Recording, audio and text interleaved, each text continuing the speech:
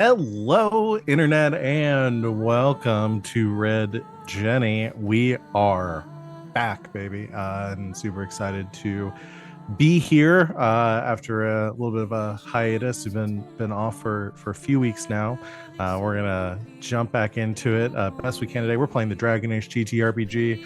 We're very excited to have you here joining us. Before we get going, I'm going to talk about what we've got going on the channel this week. I believe, fingers crossed, everything seems good to go to return to Strixhaven tomorrow. I'll let Van talk more about that because he runs that. Otherwise, you can see the full lineup of our shows below our faces for watching us live on Twitch. If you're over on YouTube watching this at some point in the future, thank you. And head over to our Twitch page and see whatever we're doing right now. Nothing else really out of the ordinary this coming week. All of our schedules should be up to date. So I'm going to go ahead and so we can jump into things and get as much out of our game today as we can. I'm going to go ahead and turn things over to my lovely players, introduce themselves, talk about who they are, what they do on and off this channel, and who they are playing tonight, starting as always with Van.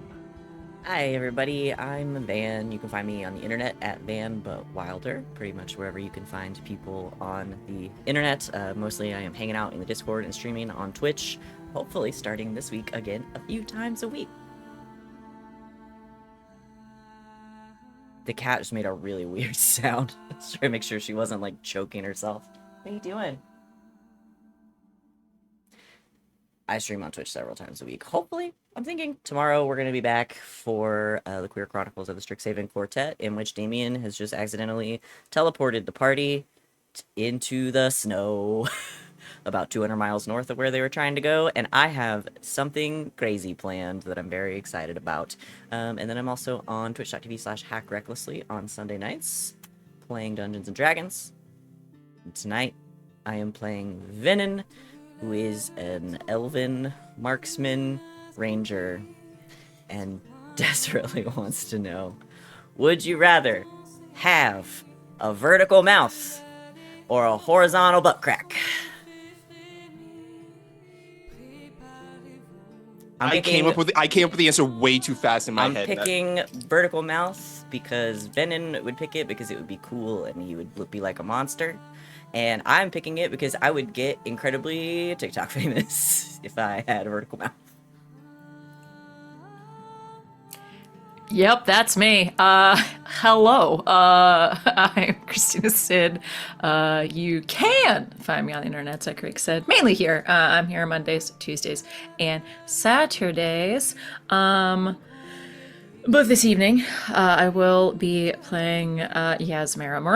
Yaz is our Kunari shadow / assassin. Because it is two different things, though it sounds very cool together. I'm sorry, this really is a no-brainer. Vertical mouth. I mean, I'm imagining like it going wide and you just like putting your face down in a plate and just eating everything. Like, yes, please, absolutely. Yeah,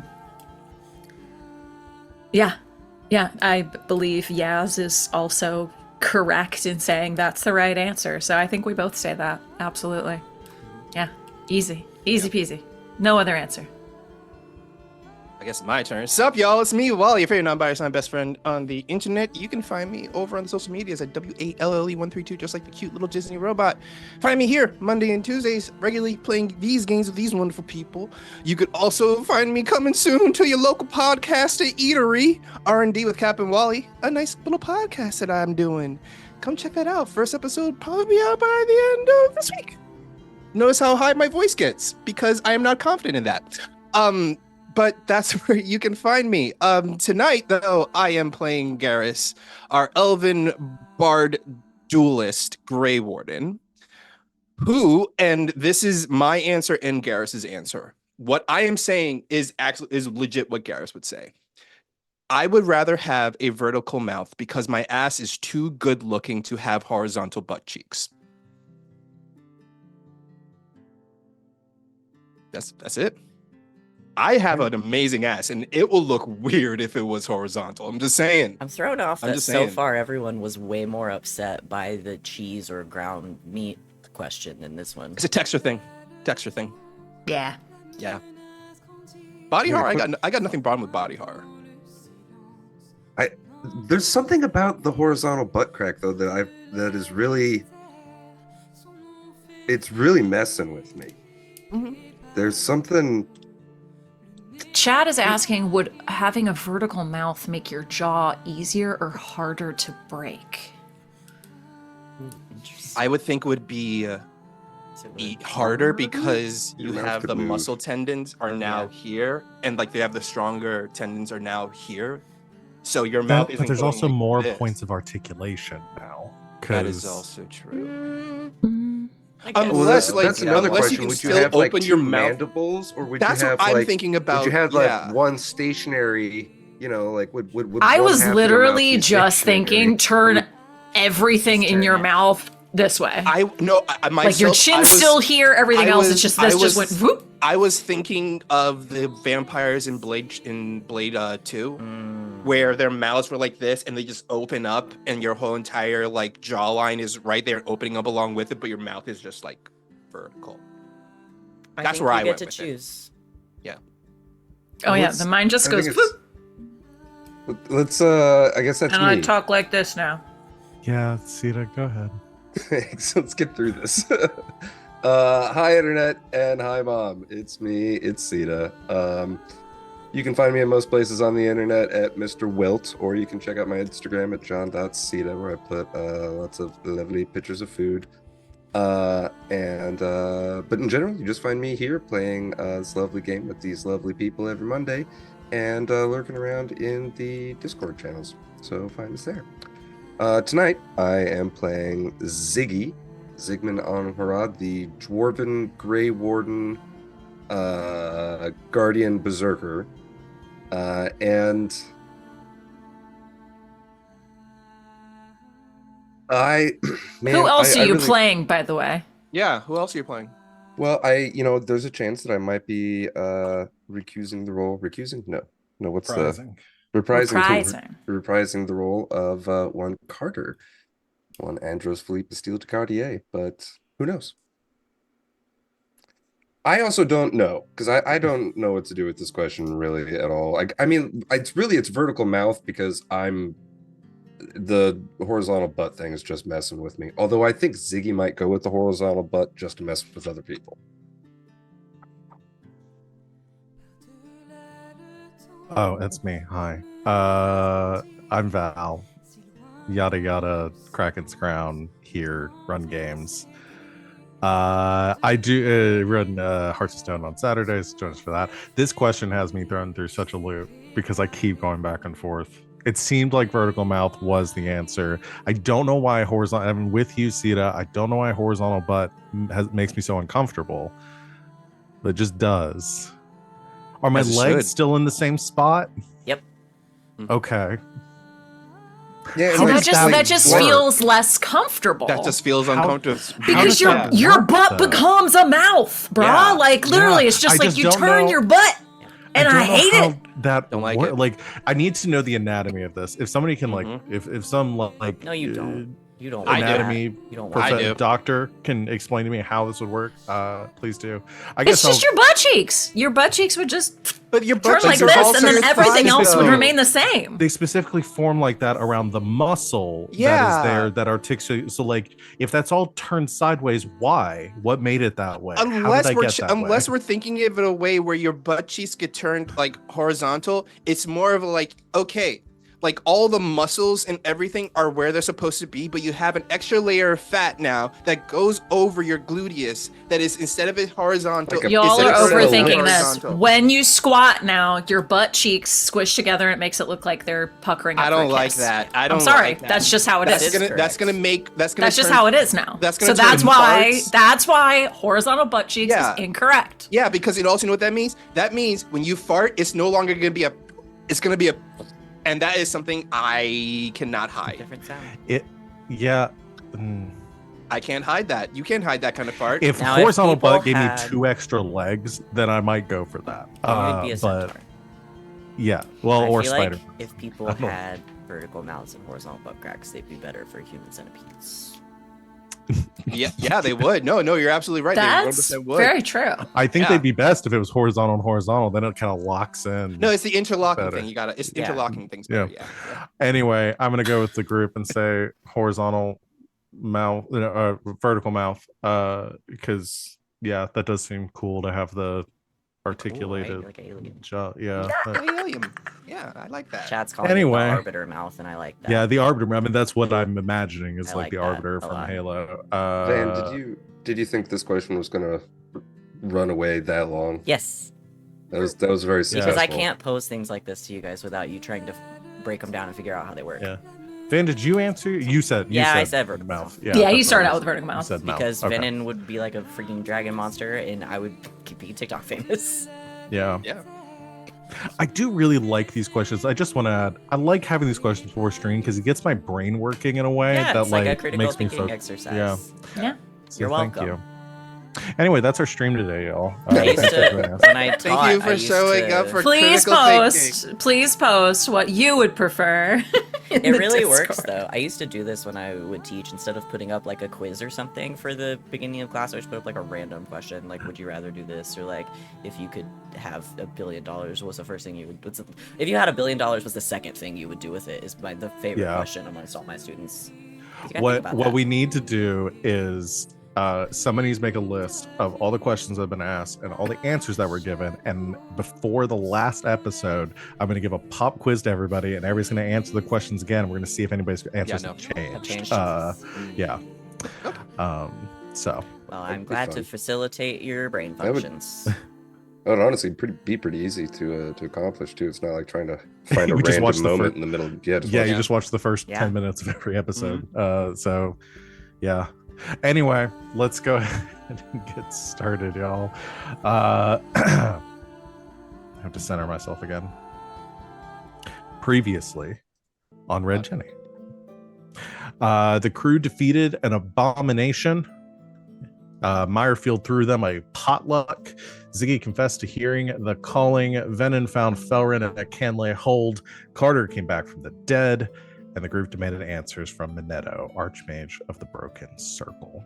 So, where we currently find ourselves is the crew of the Red Jenny has traveled to Canley Hold, this current home bastion of the Broken Circle, which houses not only the mages that call themselves members of this order, but also many refugees from the surrounding lands, people who have escaped the war, as well as members of Venehn's clan that escaped here years ago in order to either escape the blight and the curse that befell the Ilarian clan. And right now, I think where we picked up or where we left off last session, after a brief, very tense moment with Carter reappearing, Carter was whisked away by Felrin to give all of you some space as you had some questions for the Archmage of this order, Minetto Fiolo, this older gentleman. Actually, I'll pull up his description here again. A tall, gaunt man, piercing green eyes, long, dark hair streaked with gray, wearing elaborate mage robes adorned with symbols of the Fade. He leads you, Venehn, Yasmera, Garas, and Ziggy away from this library to a small sitting room that adjoins it. Closing the door behind you, it's just the four of you and Archmage Fiolo. He sits himself at the at one side of this square table that is kind of pushing some books out of the way and getting there's some remnants of somebody who's studying or doing some work in here. Pushes those aside, gestures to the chairs in front of him, and says, "So, I understand that you have some questions for me." I'm sure all of this comes as a surprise, given your relationship with our good Carter. Whatever I can do to ease your worries and explain what is happening here, I will. Where would you like me to begin? Yaz has refused to take a seat. Yaz is just like leaning against the wall by whatever doorway we just came through, with like just a hand resting on her crossbow. Yeah, he doesn't seem bothered by this. He doesn't say anything or gesture to force you to sit. Just he comfortably sits himself at the in a chair and waits for whatever it is you're asking for. Why don't you just start at the beginning? Well, that's probably easiest to explain everything. As I've told you, my name is Minetto Fiolo. Though I find myself now a resident of this forgotten place, I once was a citizen of the Imperium. Many years ago, at this point. It's been some time since I've last set foot on Imperial soil. I was born to the Leighton class. Are you familiar with the Imperial hierarchies? A bit. We spent a little time in Tevinter. Well, if you didn't know, Tevinter is run by its mages and are classified based on your aptitude for magic. I was born to a non-magical household, and I possessed certain talents, meager though they were, for the arcane, and I found myself as a Leighton, elevating myself within Imperial hierarchy. I worked hard to be taken as a Magister's apprentice, worked under the court of Magister Gallus Brachius, and I thrived there, not because I possessed any aptitude for my studies, but because of my hard work.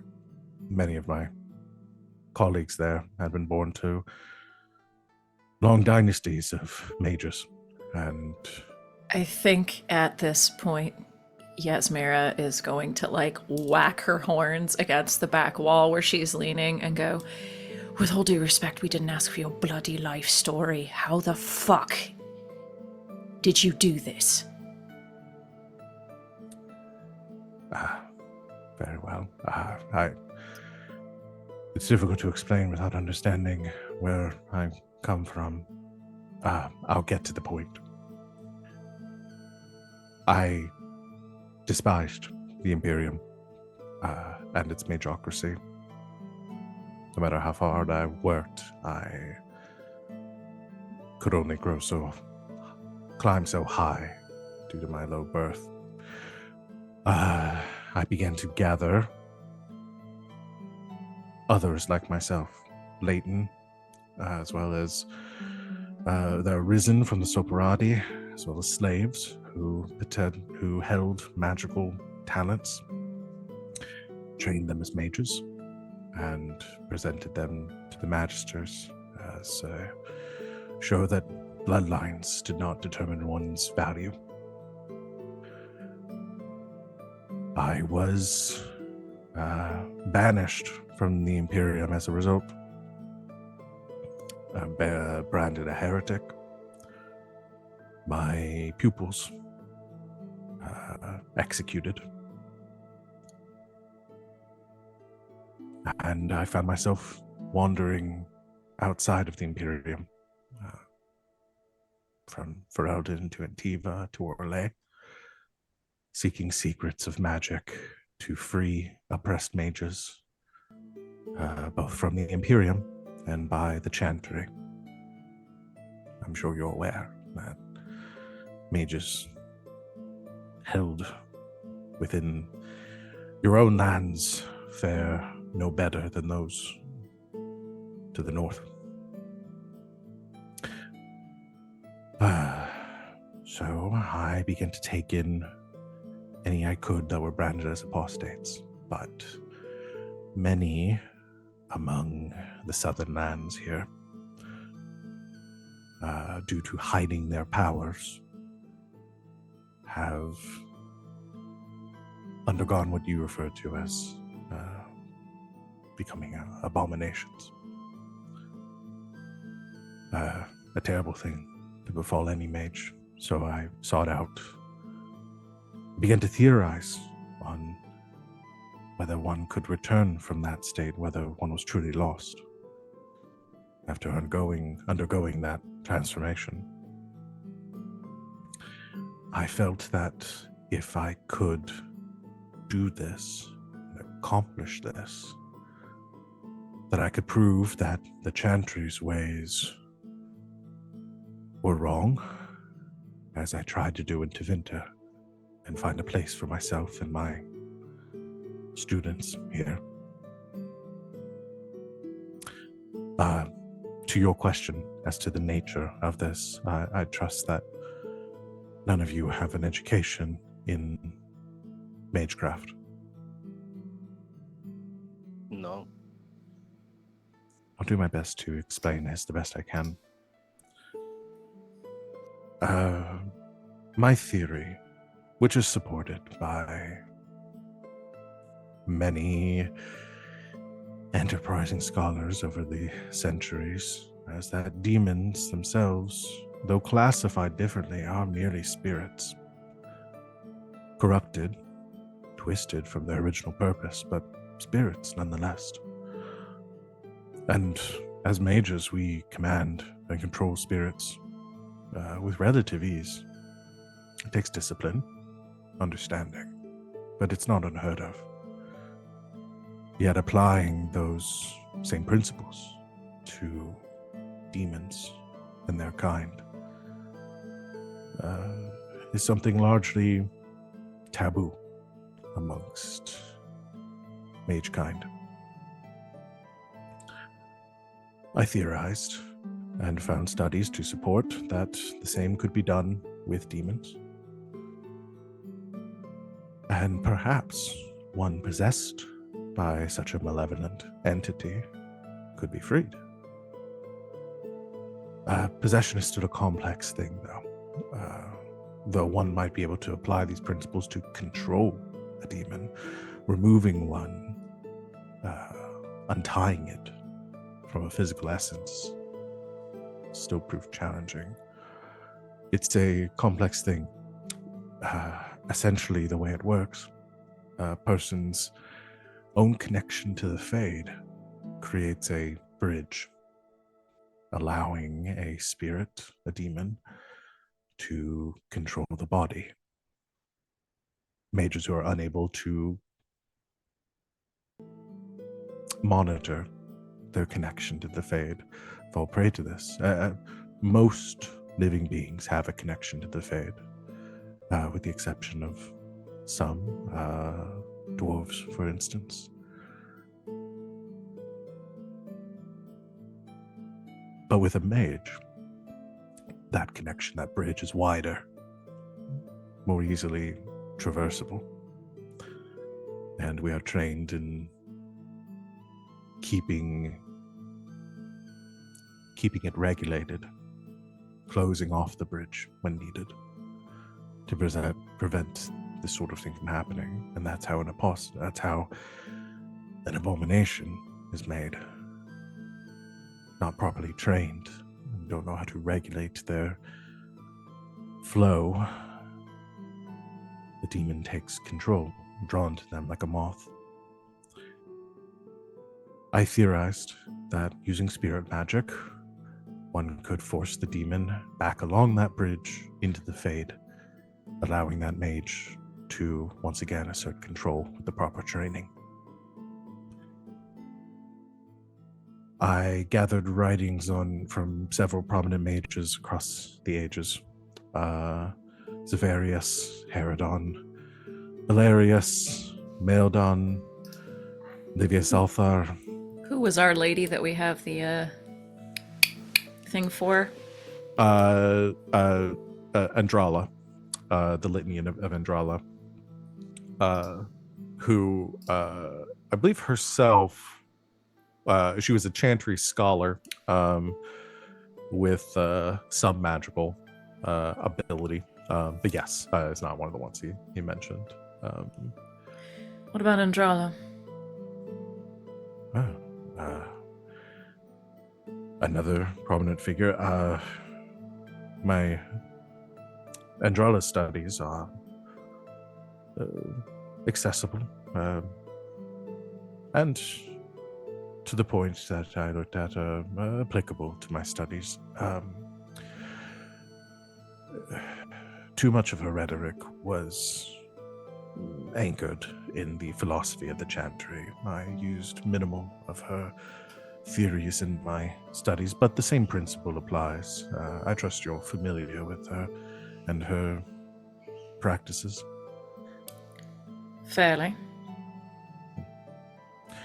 Well, if you are, the same principles apply, freeing one from this possession. Of course, with Andrala, the focus was on immediate effects. Once one was compelled, possessed, there was a time in which that demon could be wrested from control and forced away.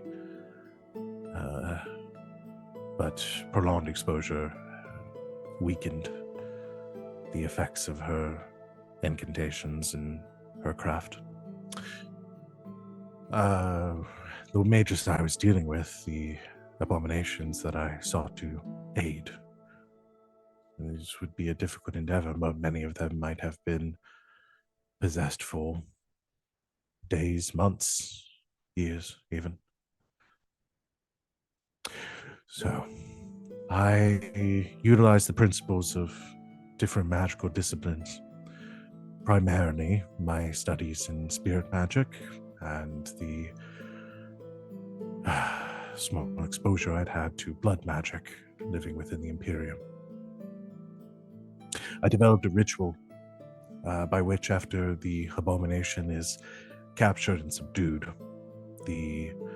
an amount of blood is drained from the creature, weakening its life and connection to the body.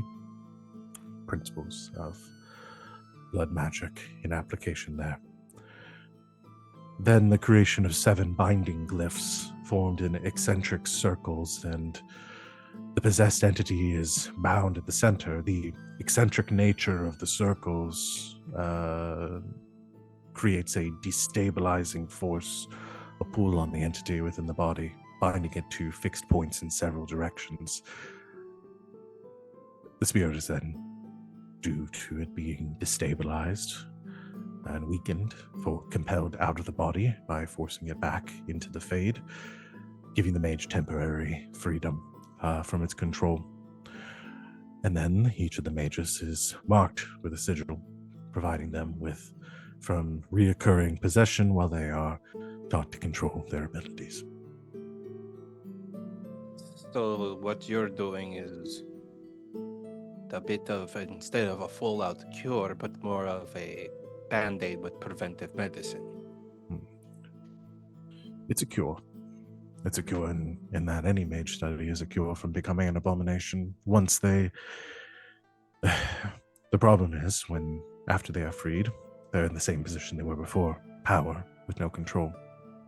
I provide them with the training here so they can learn to do that themselves, relying less and less on the marking, on the wardings that I've put in place. And eventually, they don't require them at all.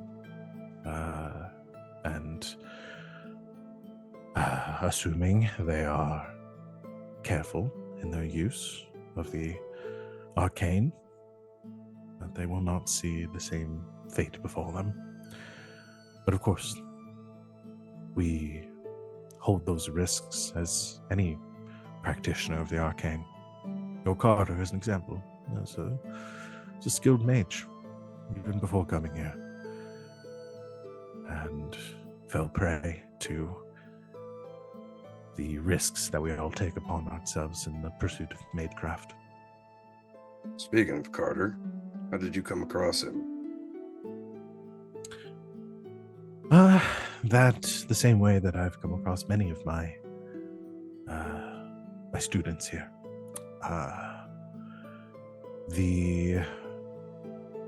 I keep some contacts within many surrounding cities and villages. Small network that if they hear of any potential creatures that would match the description of an abomination or mages who might have been lost control, Templars asking around, pass that along to us. And I have a few of my more seasoned and tenured students travel out to find, subdue the abomination safely, and bring it back here. I believe the one that you encountered earlier today was one such lost mage that we had acquired and brought back here for exorcism. However, they escaped before we could begin the process, and you saw the results. So what you're doing is pretty dangerous. No more dangerous than letting them run free, or subjecting them to the discretion of the Chantry and the Templars. They would gladly see a village burn to kill one rogue mage.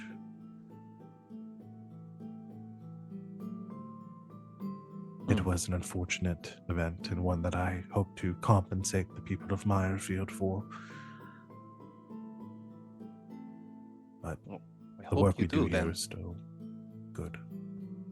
I'm sorry. No, I hope you do, because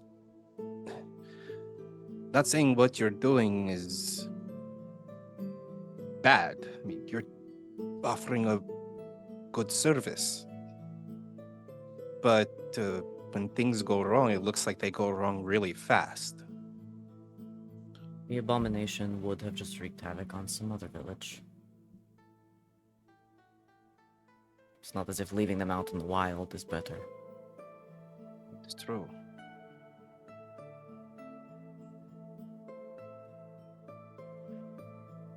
Does that answer your questions, or at least allay your concerns? For now. Well, you are welcome within this hold. We take in many peoples here, and though I'm sure you have places of your own, you're welcome to stay here for as long as you like. Thank you. Thank you very much. Well, I will excuse myself and allow you some privacy. I'm sure you have much to discuss. I'll return to my students. Your hospitality is appreciated. You are welcome to it. And he stands from his chair, and unless anybody else needs him, he leaves the room, leaving the four of you alone.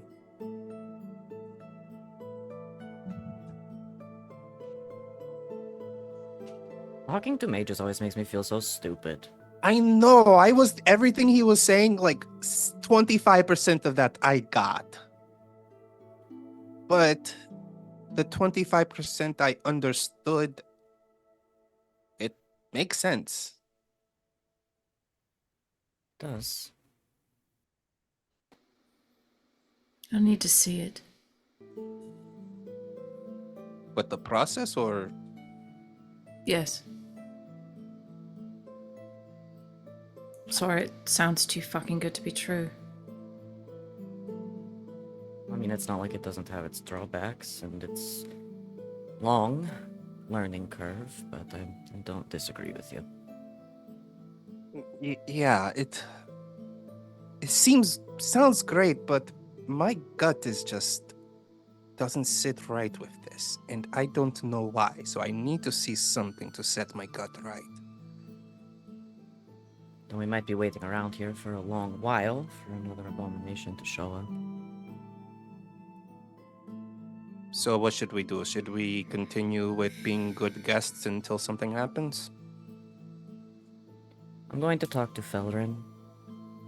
See if what he says matches up with what Mr. Mage said. His last name's not Frollo, but it is in my brain. He's Frollo. And he looks like Frollo. Fiolo. Close enough? Well, because you said his name is Fiolo? Minetta Fiolo. Minetto. I'm thinking of Minetta from My Hero Academia the Minetta. whole entire time. But So you- dressed as Frollo. Yeah, you just were having this deep mage give this deep lecture, but I'm just picturing this pervy little grape dude sitting behind the desk that's way too big for him. He and does I also love wear it. purple. Yeah, there you go. Yeah. Oh no. Manetto Fiolo. Fiolo. Not Fiorello. And So not he's Frollo. Still Rocher. Not Frollo. He's not Ferrero chocolate. Rocher. It's not chocolate either. I'm gonna stop coming up with names for He could be characters. chocolate. And just like I'm He gonna could be start. Val just said he, So- Val said Is he was he gaunt, not cake? white. Sorry, no. Close the someone door go ta- behind him and Someone go take a takes bite off out of him. Just to takes check. off Just his to check. Maybe he's disguised. He's cake. Takes off his disguised head. There's like as Frollo. solid chocolate underneath. He's like, no one must ever know. It is my secret. It's my chocolate secret. I'm Well, if you're going to talk to them, I'm going to. see if the stories match up. I will pay a good ear around here, see what people are talking about, while also, trying to help out around here. Could go find that kid who wanted to beat you at hide and seek. Could be a great way to run around listening. That is a good idea. I could use some little birds. I'm a little lacking in my magical education, but I wouldn't mind getting an eye on some of this research. Looks like there's So- plenty here for you to read. I would say so. If you need me to climb up to the top shelves, just let me know. I'll be sure to do that. I think if we're going to be here for a while, I heard something about there being some sort of tavern.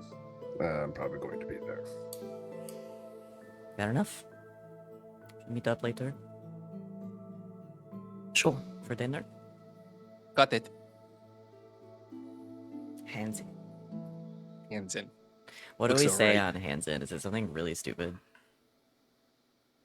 As soon as they put their hands in, Garas says, "Go team, go team, go team, go! Let's go!" And he walks out. What? Uh. Okay. We're supposed to all say it together. Well, do you want to say it together or not? No, I don't want to yell in the Yes, has library. left the room. I was sparing Yasmera. They walk out and I'm just like looking at Ziggy like, okay. See you later. All right. Don't get too drunk. No such thing. All right. So so I'm understanding what everybody is doing. Information gathering. So Venehn is going to talk with Felrin. Roll a survey. I would like A survey. to. So Ven's going to talk to Felrin. Yeah. Garas is going to meet up with what was the child's name? Hold on. Rodica. In my brain, it's like Jeremiah or something. Yeah. Jonathan. It was Evan too. Huckleberry. Kevin too. Jasper. I was on the right letter. Yep, you're there. You were there. Love a good J Uh, name. J's a cool so- letter. So you were going to talk to Jasper, play some hide and seek, and see if you can Mhm. get some information from him. I bet that His kid n- has heard every single thing that happens. here. Yup, you know that kid. Yasmera is doing research. I guess I'm gonna go find. We literally just said his name 800 different ways. Minetto. That's all we have. Minetto. Is that Yeah, it? That's his that is first name. true. That is Minetto. Oh, yeah. Minetto Fiolo. Fiolo. I did say it right in my head. Yeah, May. Minetta Frollo. Is how I'm I go remembering talk to it. Frere Rocher. And And did it not immediately work? Yes. Yes. The only way I can remember names is by thinking of something stupid that they sound like. I love it. This is Minetta dressed like Frollo. Just like Frollo. Yeah. Probably one to be like, hey, I'm sorry I was a dick. Can I borrow your books? Also, you want to see this cool scroll I've got? So yeah, I just probably have a little convo with him about that. Got it. Okay, and then Ziggy is going to. Like, the sorry, bar. I told you your life story was boring and bullshit. Can I use your library? Can I read your books now, please? Sorry, I was video. You can I read your books? Sorry, Pretty I was much. mean. That's kind of my thing. Look, I have. Also, Look, my also- dear friend is alive now, but I'm pretty sure he's still a demon. Also, but- sorry I pointed a crossbow at you in the middle of a library. Sorry. Sorry. Oh, you're taking it so personally. Jesus. And then Ziggy is going I'm not to defensive. the tavern to try to maybe get some information there, at least. Like, Yeah, I want to specifically like he's going there to get drunk. He knows he doesn't have a whole lot of time left, so if we're going to be here for a while, like his last bit of time might just be drinking, but he does want to use it kind of usefully. So he's going to be kind of just scanning the crowd, listening to people's stories, seeing if the people here are genuinely happy or if there's some secret shit that's going on whispered in the corners, stuff like that. yeah, And yeah, also check for dark spawn occasionally, because might as yeah. well. Okay, let's start with Venehn. So you're gonna go find Felrin, as well as the other lost members of the Alarian clan. Yep. Yeah, you. Who I think I left Shara with, right? With Yes, the new you keeper? did. Yeah, you head out of this main hall of the keep, back out into this like the courtyard area that surrounds the hold here. You see the group of elves gathered off to one side. They've kind of made, I mean, they're like small communities kind of built within there based on, you imagine, based on like who you came in with.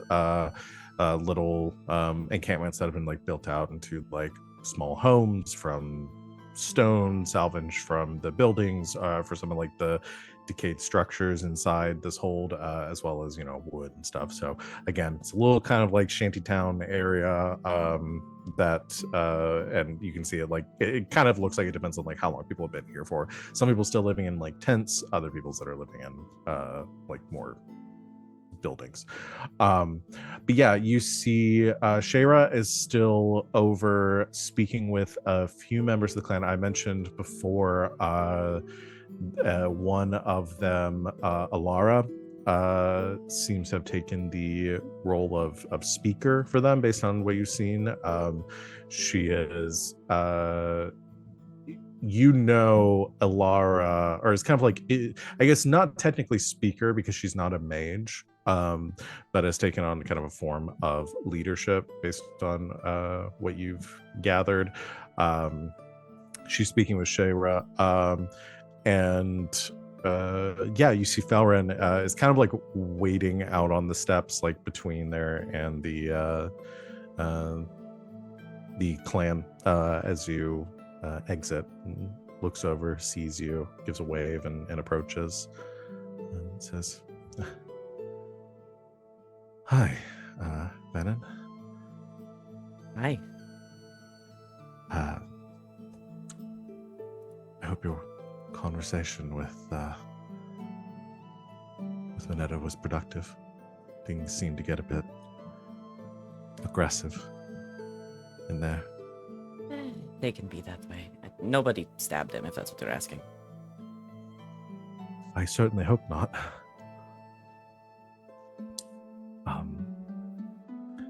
Well, seems we have a few moments here. Do you want to take a walk? Yeah.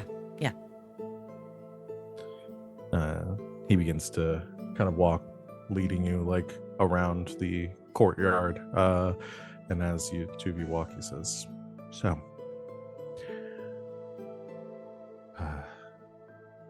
I'm sure you have some questions for me."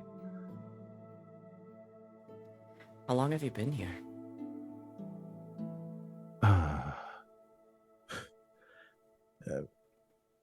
It's hard to keep track of time. Not much changes here. Other people coming in. It's been years now. I'd say around 6. Wow.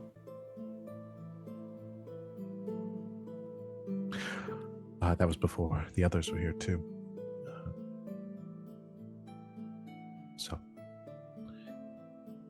it's peaceful. It's nice to just be who I wanted to be. Not have to hide anything. Yeah.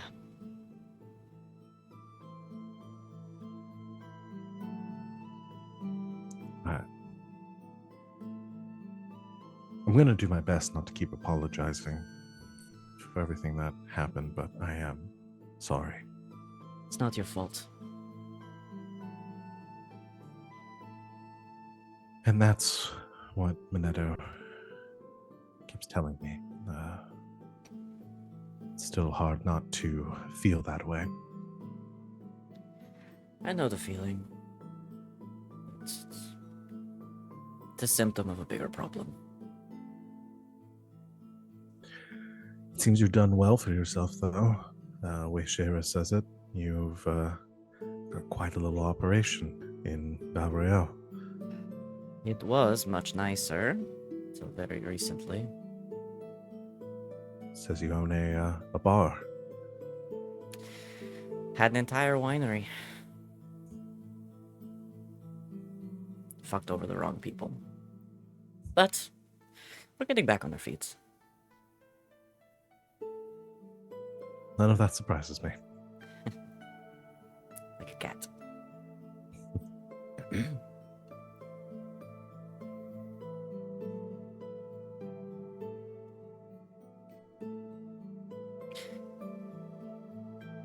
Do you remember what happened?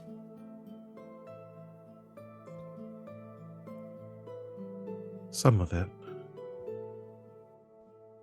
That last day.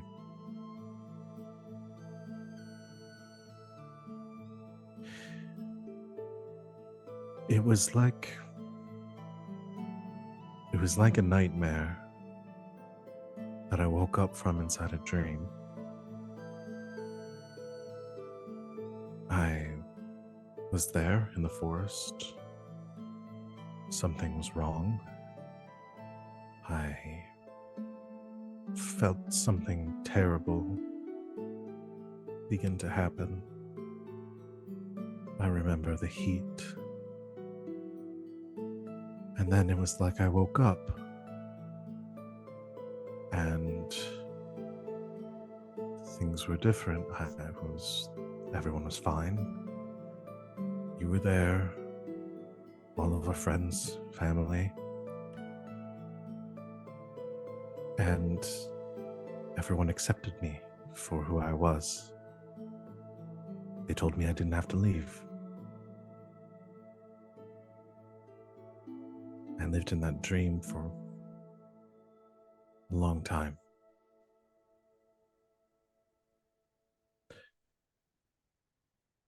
And then I woke up from it here with Venehn, and everything was painful and difficult again. And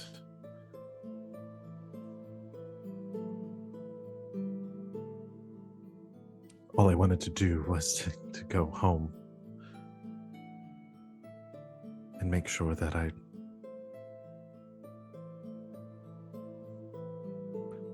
I was so worried I had killed everyone.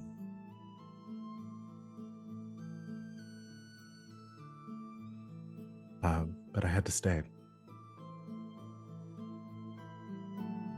I needed to understand how to use my abilities, and I had people here who accepted me, who taught me. Before I knew it, this place was my home. Eventually, I spoke with Manetto, and he encouraged me to seek out what remained of our clan, that it would help me to overcome my doubts. Has it? I think so. Obviously, not everyone accepted my return or joined us here. The ones that did, I'm thankful for. The others, I understand.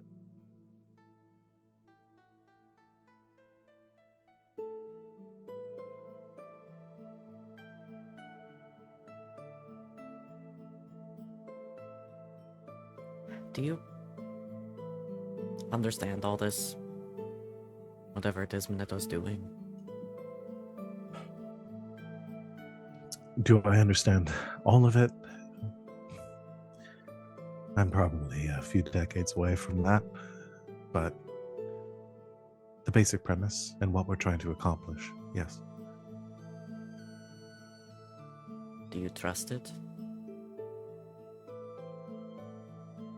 I owe my life. I trust Manetto more than I trust anyone. Because he saved you.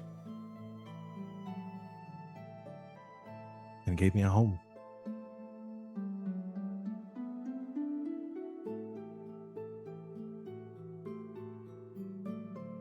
I can't imagine leaving. But you could least if you not. wanted to. Of course, none of us are forced to stay here. He's made no such demands of anyone. We're all free to come and go as we see fit. None do, though.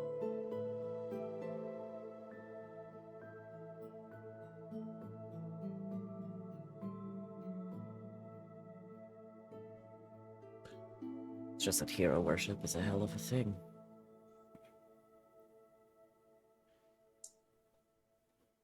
He tries to discourage it best he can. He refers to us as his students, but tells us that one day we won't need him anymore and will continue his work.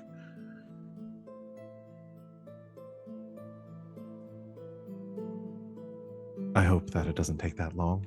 Maybe soon we'll be able to show others what we've accomplished here, and that the way the Circle does things, the way the Dalish do things, the way the Imperium does things, they aren't the only ways. It's not a bad goal.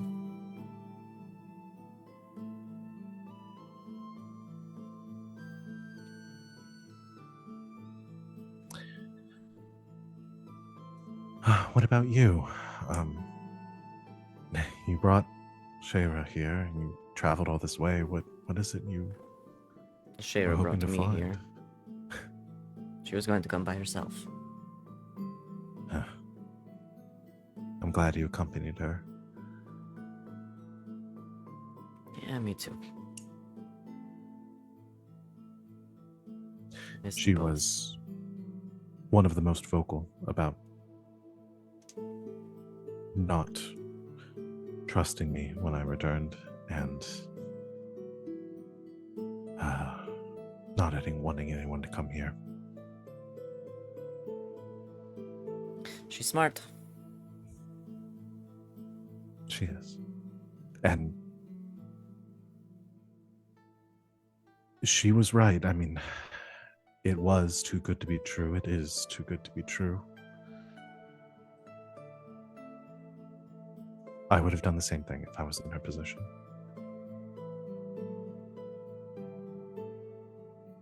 I suppose we think that way of all new discoveries, though. That seems to be this case. She's here now. She is. Whether or not she's here to stay or convince the others to return, I don't know yet. But I hope she sees that what we're doing here is good. I'm sure she'll come around. She's stubborn. She's not stupid.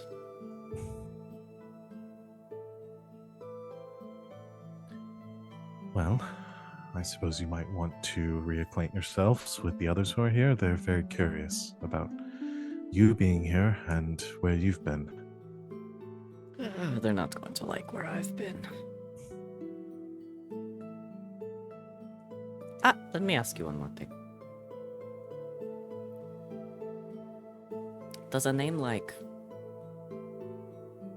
the Architect or something mean anything to you?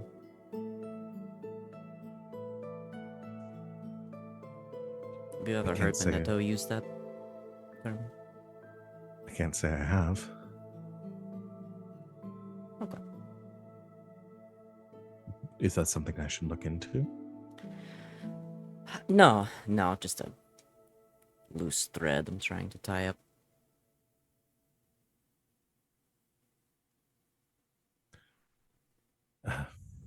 If I hear anything like that, I'll tell you. Great.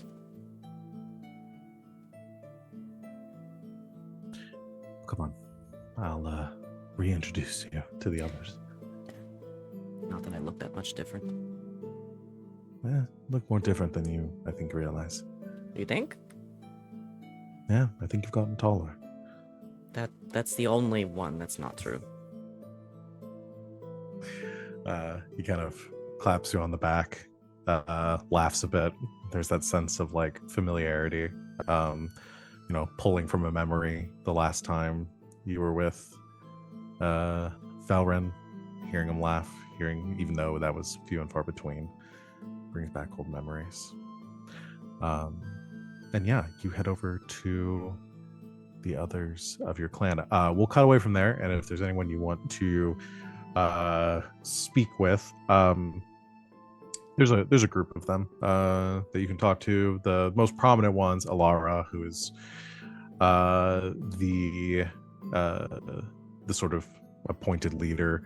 Thandor is an elderly elf. Again, these are all members of your clan. One of the oldest, and was a bit of like kind of a spiritual guide, not in like the magical sense, but more in like the religious sense. Following the old ways of the Dalish, and was that person for your clan before. It seems to still do that. Bit of a healer too. Lyriel, who is was the last time you saw her about like 10 years old, and has grown up a lot since then, is like pushing 20. So she's she is here, though her family is not.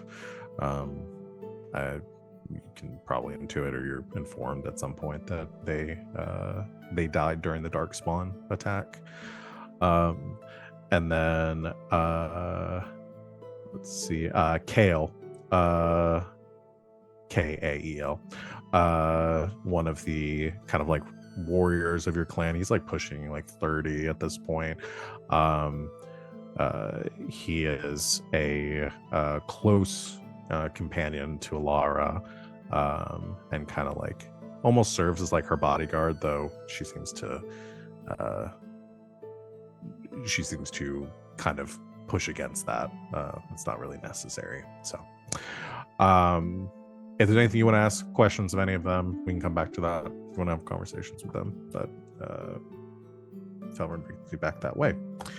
Moving down the list, giving everybody else a chance.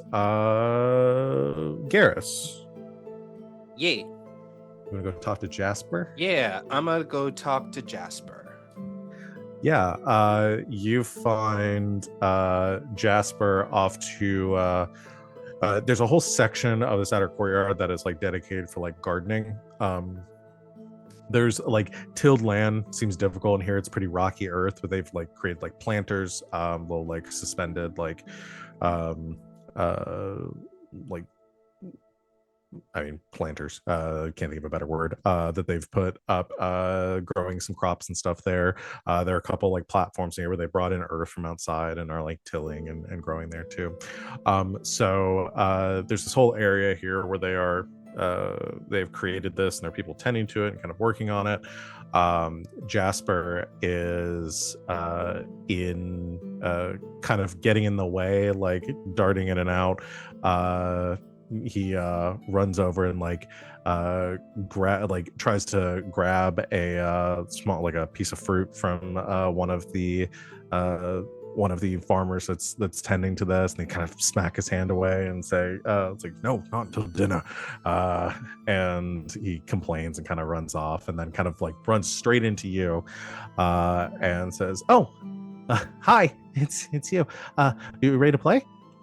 Yeah, I'm ready to play. I noticed that you're over there trying to grab some snacks before dinner, huh? What are you gonna tell me too? No, I'm not gonna tell you. What I'm gonna do is, though, how about I teach you how to do that a bit better? Eyes go wide as saucers, and just nods fervently. Okay, so what we're going to do is, we're going to play some tag. But we're going to play tag how my daddy taught me how to play tag, okay? And Okay. he reaches into his like pack and he pulls out like a little set of bells and he holds it in front of the kid. You see these? Uh-huh. He rings the bells. You have to find me and take these bells from me. But I can't know that you did it. Easy. Oh, if you say it's easy, then why aren't you not eating a good snack right about now? He tosses him the bells. So you're gonna play a game where you sneak off and he has to try to find you and take the bells from you. He's basically doing that, and I think he's just doing that just to gain a little, like, camaraderie with the kid.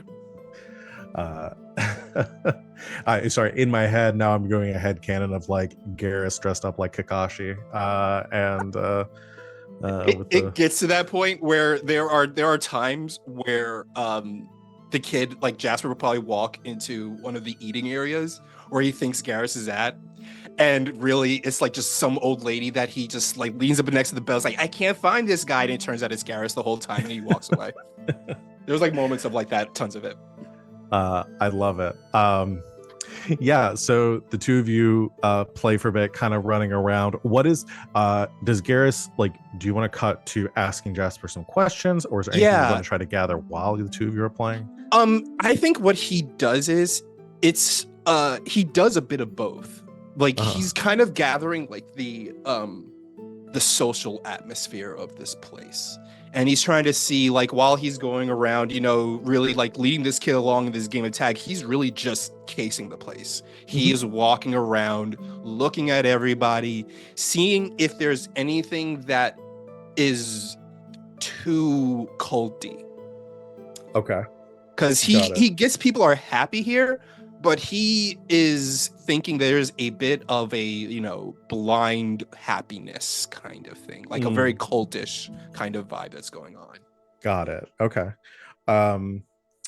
Yeah, you how do I want to do this? Do you want to do a roll? Or I want to do a roll? Yeah, let's do a roll.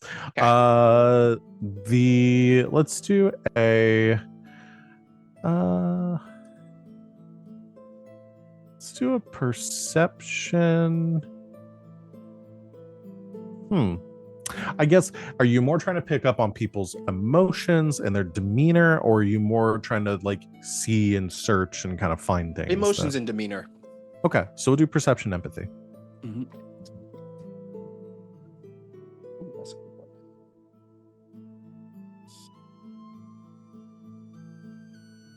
That's a 20, and I got 3 stun points. Okay. Exploration stunts. I would like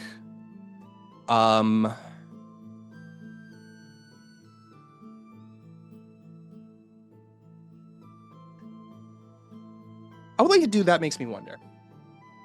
Okay. Yeah. All right. I just realized I don't have Roll20 open. So give me a second. That makes me wonder. You may immediately make another perception test at no additional cost, time, or resources to discover more information about your surroundings or the Got object it. of your test. Do a perception seeing. Okay.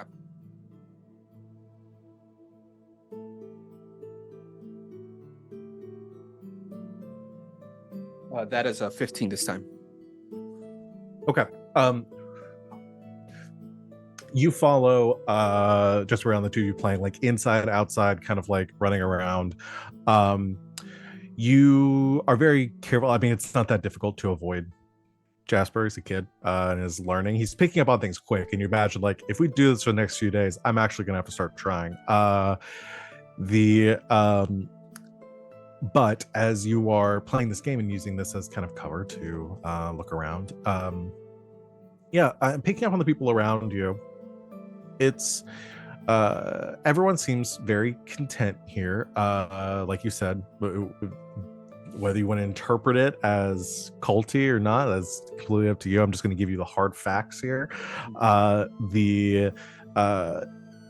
Everyone seems generally pleased. You get a couple people that are, griping about this or that, people complaining about, being tired or their back hurting or something along those lines. Some people that you catch one man that's like sitting down and currently eating lunch or something, and the other one and someone else comes up and kind of nudges him and is like, come on, like we gotta get back to work, sort of thing. It's like it's not, everyone here isn't just completely it's not like super Stepford, I wouldn't say, like where everybody's just like big creepy smiles on their face the whole time, but it generally upbeat, pleasant, kind of like carefree environment. You notice that even there aren't really any defenses around here other than the walls themselves and the gate here, and they've got a couple people along the walls that are keeping watch, but not a ton. They don't seem overly concerned with defense and protection from anything outside, and then there's no one really inside that's functioning as any sort of, there's probably about 70-80 people here in total. It's not like a big community, but there's just pick up on a lot of tension other than some day-to-day squabbling kind of stuff. When you do, I'd say the one thing that stands out to you, so you're inside and you're kind of running around, and most there's 2 floors to this to the interior of this keep. Like I said, most of it is being used for utilitarian purposes rather than living space. The mages seem to have their own quarters in here, near the library that they keep. You don't pick up on you don't walk into a room and see they're living in luxury and they've got food and gold and shit like that. Nothing that catches your eyes there's clearly somebody being taken advantage of here. It seems like they've mostly utilized this interior space as safety. Some of the people live in here as well, either the ones that have been here longer, or there's people that maybe having some health issues, that are some of the more elderly members that live within the keep because it's more temperate. But the two of you kind of scamper around. You kind of duck around a corner and you hear a voice say, "Oh, whoa, hold on." And you turn around, you see you duck around, you see Jasper had started to go down a set of stairs that actually lead down to some sort of undercroft, subterranean level here. And one of the mages coming up the steps kind of bigger, a bit like burlier for a mage, kind of heavy set with a beard. He like stops and he says, "Oh, where are you going there, bud?" And Jester says, "Playing hide and seek." He says, "All right, no playing downstairs. All right, come on, go elsewhere," and stops him from going downstairs. That's the only thing that really stands out to you while the two of you are playing. I think like afterwards, they're having like a snack or something. Probably like apples or orange slices. And he looks over, whipping out the Capri Sun and the oh yeah, orange totally, slices. yeah, totally, yeah, like Yeah. straight up Lunchables. Like I'm certain, yes. Garas is like Garas is a soccer parent Yeah. now. It's I think kind of what's happening. He's just eating the snacks that probably like whoever packed snacks for them for this journey. He's splitting up with them. Hey, just like you're pretty good at that. You should really hone this skill if you want to, level up in the world of getting snacks whenever you want. You really got to really forge the tools that I'm giving you. Got it. Yeah, I can do that. And also remember this: not lying if you can at least, fabricate some truth into it. Got it. Lie. Oh, all the time, always lie. But got a little bit of a question though. What was the deal with that place you weren't allowed to go into?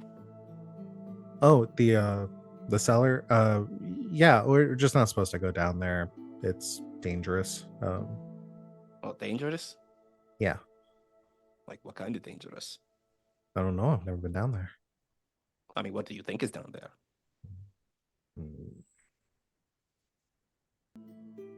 He's like looking at you like, is this part of the test? What's the right answer? It's like He's looking like, back and it was like, no, I want to hear what this kid comes up with. food Yeah, probably for monsters. Food for monsters. Like no. trolls. There are trolls down there. Trolls in the cellar. Oh man, that is a good one. That is a good one. I was thinking it was probably like maybe food for bears. Damn, bears are good. I know, right? I'm telling you, you gotta think big with these. You can't just like think within the box. You gotta think outside the box. But no, that is something. That is something to think about. Food for trolls. I'm certain food for trolls. You need a big burly guy like that to keep an eye on it, right? He kind of like looks a bit chagrined. Oh, I gotta find a name here real quick. He nods. He says, "Yeah, Tobias is a bit scary." I'm gonna be honest with you. I've never seen a mage that big in my entire life. I haven't either. I thought wizards were supposed to be tiny. Well, no, I see my buddy Carter. He was a wizard, but he was jacked. He I did know a nice. Carter. Oh, you know Carter, really? Yeah. Oh yeah, Yeah. he's a good friend of mine. What do you know about Carter? What was his deal when he got here? Oh, I don't remember when he got here. That was about a year ago. It's really nice. Very, really chatty. Hattie. Uh-huh. It's super nice though. Very friendly. Like sometimes brings me snacks. Huh. Interesting. Uh-huh. Well, you know what, kiddo? I got to go meet up with my friends for some adult conversations. What I want you to do is I want you to keep on practicing what I taught you, okay? Got it. Remember, Lie and take stuff. right? Lie, cheat, steal, and don't let anyone screw you over by giving you 5 over the 10 under, okay? And if they do, I stab them in the eye. Gotcha. And he rubs the kid's head and heads off. You're turning into your dad, and it's the most beautiful thing I've ever seen. This is only after like an hour and a half of exposure to Garas. Can you imagine what would happen to this child if we stay here for any period of time? This is why this kid's Yasmera going doesn't let him at the places. This is why Yasmera doesn't let Garas at the school. Not Yeah. college, but places. Yeah. Oh. Speaking of college, let's get to Yasmera real quick. So you kind of head back while the others are going off to the thing. You head back towards the library and find Minetto there, and as he's like looking over, but like handing a couple books to one of the other. I think she's gonna slink. I think she's getting flashbacks of slinking around the Orlesian college's library, and just is doing one of these of like just kind of watching this dude getting his vibe before she wanders over. And there's a young mage, like curly brown hair, that's kind of like looks a bit nervous, like he's looking up at Minetto like a bit wide-eyed as he's like, I'd start with these texts here. Yeah, this is the first one. This is a good treatise, good place to start, and work your way through to the second volume. And he's like, yes, of course. And like takes them, because like frantically reading and then going back a few pages and realizing he wasn't paying attention to the things that he was reading. Just is very excited. Relatable. And, he goes, good work, Brandon. And turns out, and like if you follow him for any bit of time, it's kind of what he does. He goes around some of the, not probably focusing more attention on Brandon right now. You guys are, Brandon's kind of new to this whole deal. Yeah. It's like a teacher keeping an eye on study hall, just like sort of popping from. Yeah, you can gather like most of this is independent study, and then he does some like tutoring sessions with some of them. Okay. Yeah, she'll lurk and observe for a little bit and then probably slink over. Yasmera, it's good to see you. I hope so. I wanted to apologize. I'm sorry? I didn't quite hear that. I said I felt I needed to apologize. You need some ice? I'm sorry. I apologize. Oh. Somewhere Garas just stumbles. Everyone feels a chill up their spine. The world shifts on its axis. What just happened? Like Garas is like Eclipse passes in front of the sun. Like Garas I goes don't into know. fight I or don't know flight what mode it for was, some but reason. something just happened. The moon We turns pan blood over red to in the sky. archdemon. We pan over to the archdemon and Antiva. It's something going. The architect is like, the fuck just happened? Final I mean, we've seal been has talking been about broken. we've been talking about prophecies this whole time. That was the pinnacle. We knew repairing the broken circle was just like apologizing to a guy real quick. Oh, I love it. There's really no reason. I understand your. I pulled a weapon in your place of study. I would appreciate if you didn't do that again. I shall not. Being a lifelong student, as well as more recently a teacher, I do know the sanctity of a place of learning. And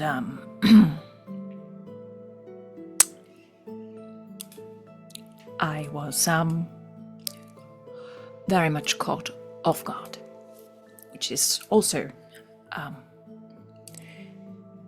something I'm not used to.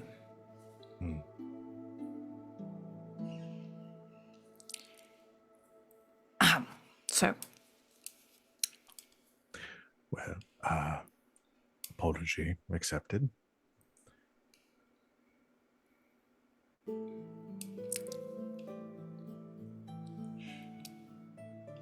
I can feel how big of a deal this is for you. yeah, thank you for acknowledging that. It's I don't do this often. Right. Was that sufficient? Can we move on to I other think things? that's fine. Wonderful. All right. That'd be great.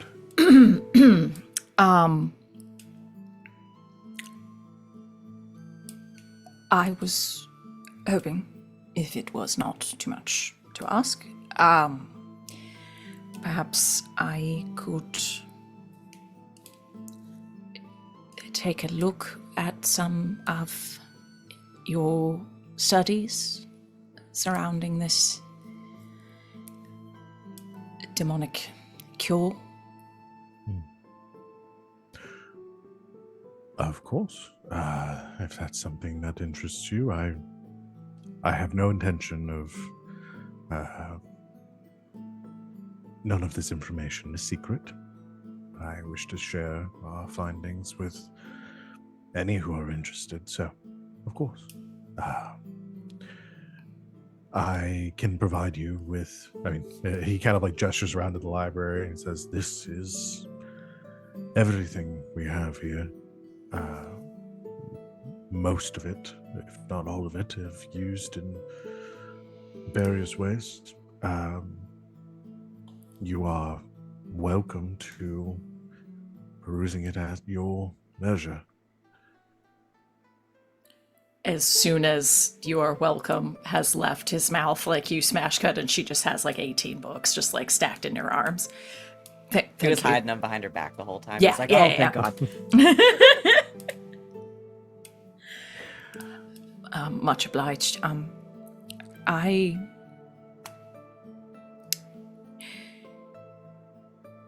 I may also have something of interest to you. Really? Your I don't know whether this scroll in my possession would change your opinion on the works of Androlla, but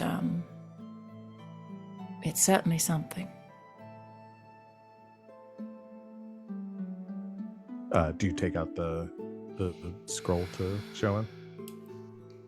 Probably regret it, but as a show of good faith, yes.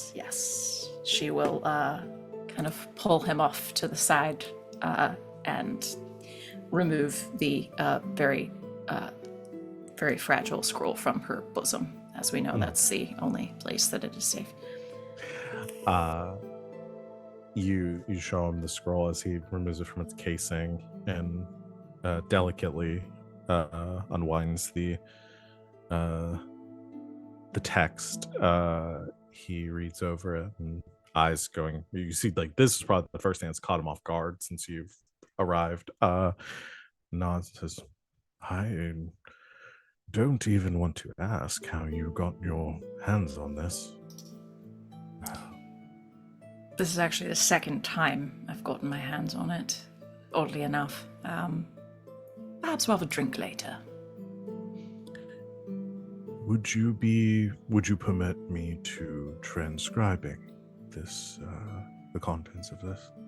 To add, I don't wish to ask to keep such a priceless artifact here, but its information could be useful. The full text of the litany is something hard to come by.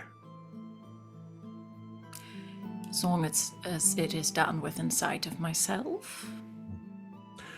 Why Yes. don't I take a seat next to you and do so while you are reading? That would be acceptable. He finds a set of desks, like it kind of like Brandon moves over from the big table he's sitting at, and he sits across from you. Well, you have all your books. I'm an A2, he's an A4, like we're just sort of awkwardly Yeah. facing each other. Yeah. He takes out some equipment is brought over to him. Some of the other mages assisting him to gather some parchment and ink, and he begins to transcribe the litany onto a fresh parchment while you are reading. So I assume Yasmera's goal here is to gather as much information from this library to uncover what's going on here, like to get more a deeper insight into what's happening, to like fact check everything that he's saying? Oh, 100%. This Got is fantasy Googling and doing her own research, essentially. Yeah. Okay. Here's what I'm gonna do. So you're gonna do a cunning arcane lore. Which I do not have, so that'll just be my cunning. We're gonna do this as an advanced test that you can do once per day. Okay. The difficulty I'm going to set with this, like the basic test, is going to be challenging at a 13. Okay. And you'll have to get 15 points to succeed at it. The threshold is 15. Okay. Well, I'll say you can do it once today, given the Okay. amount of time that you have with the amount of hours. If Yasmera, depending on how long you're all planning to stay, or how much you want to rush through, I will let you make multiple tests on following days. And we might impose either like a cost with that, or or Yasmir will have to miss out on anything else going on. So Okay. we'll kind of play that by ear. But I think right now you've got time to do like one big study session here, and then we'll go from there. So. Yes, do you have the second level of the lore talent? I don't yet, no. Just the first one. Okay, never mind. Yeah. I've been looking at that one, but I like poison, so I went all in on that first. All right. So this is just my cunning, which is +6. Okay. Still not bad though. 13 on the dot from the dice +6 is 19 with a 6 on the dragon die. So Okay. 6, So 6, you get a 1. 6 on the dragon die. We'll just go ahead and mark this down. So It's this one That's again, me. Van. 6 out of 15. I am going to ban that dice from Fury. Did you from do No! the floating thing yet? The tests? Not with all of them, but I did Wally's metal purple dice. Balanced. Fucking balanced. They're fine. Maybe It's They're me. just that good. It's just me. Cal, have you Um, considered I that think I'm I just specifically incredibly said good that luck? Yeah. if that rolls 2 more, I think it was like 2 more 6s in a row. If it doesn't, I'm 2 gonna- or 6s, Yeah. I can't then use that anymore. I'm banning No, it. then she has to eat it. No. Oh yeah, that's right. And then I have to eat yes, it. Eat it. Yeah, so Yeah. eat it. Okay. Yes, you make a good amount of progress on this. This is something where I'm going to give you the information you gather once you've completed it. Cool. But you read a lot of different texts. Focus. There's tons of information here. So, but I think with the 6 and with the success of that level, like you, even without your understanding of magic, a lot of this like follows principles that are utilized elsewhere in like basic physics and things that like Poison law. there's a logic behind arcane practice that I think a lot of people assume it's magic, it's mystical, there's nothing, like we can't understand it, but you find like there is a logic and there are fundamentals, and you begin to pick up some of those, even though you do not understand like how one would accomplish this, as you are not a mage yourself, and the actual like practical aspect of it from a theoretical basis, a lot of things begin to click. So but yeah, and he's got texts here too. Actually, I think I've got like a list of all the books in this library. Let me get that pulled up. But he's got a lot of different genres of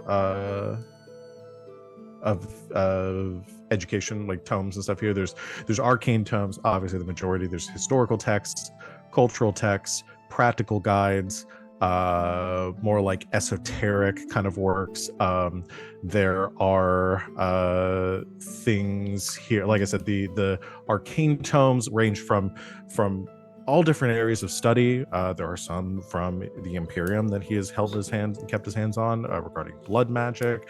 One's about the Fade, and the kind of study and use of its power, rituals of the Tevinter Imperium, glyphs and use in battle, and then historical texts regarding Tevinter, the elves, the history of Orlais, Chronicles of the Blight, and then, like I said, some practical stuff too that you can see probably has been used by people here, like herbalism, different kind of like farmers guides sort of thing, and yeah, so lots of stuff there. This is Yaz just like doing nothing all weekend but watching PBS. Like this is it's essentially the same thing. So I'm gonna give you the full list of books once probably after we're gonna take our break here, and I'll give you the full list of tomes that are in this library. Sweet. But like I said, we'll get more into the details of what you find later. Okay.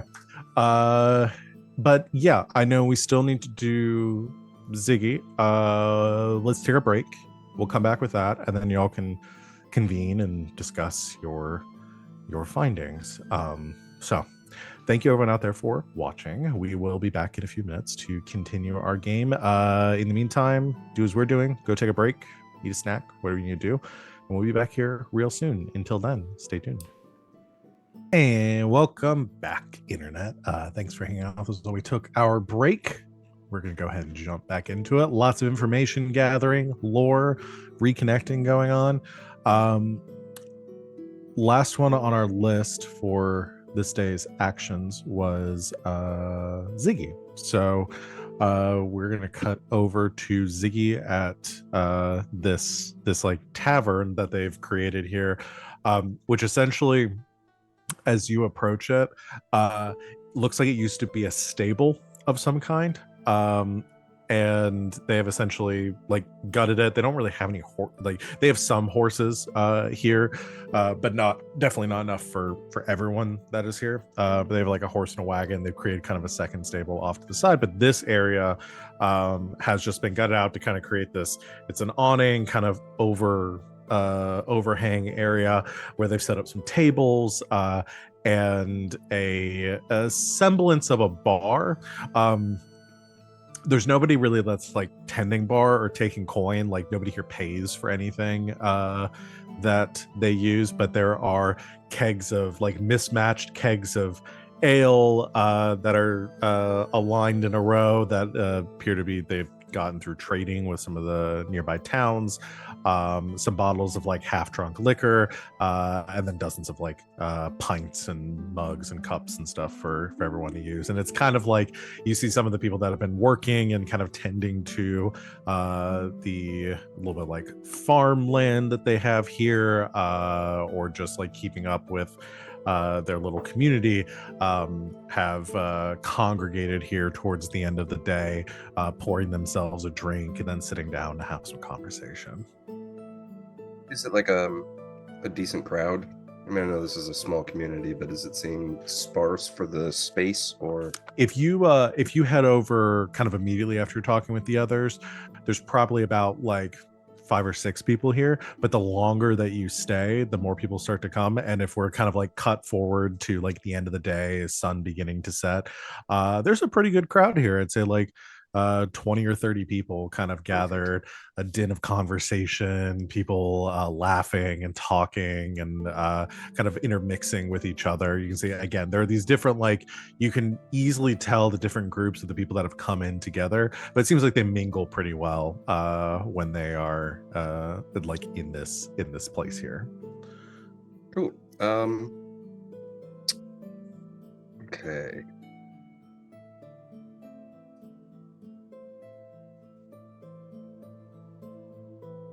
And everybody here is really pretty poor, right? Like not like poor, not like inner city poor, but this is rough life. They're working the land themselves to feed themselves. Yeah, I mean, everyone here, like, I mean, this is as you just put in the chat. This is a fantasy commune. Like, this is everyone. Like, everyone's doing their part, taking care. Like, there's no leadership, nobles, anything like that here. So, like, from a outsider perspective, like coming from LA, you'd be like, oh yeah, these people are poor. But again, money doesn't really matter to them here because they don't need it. They're not like trading with each other. Everything is kind of fair use for everyone here. That comes into the community.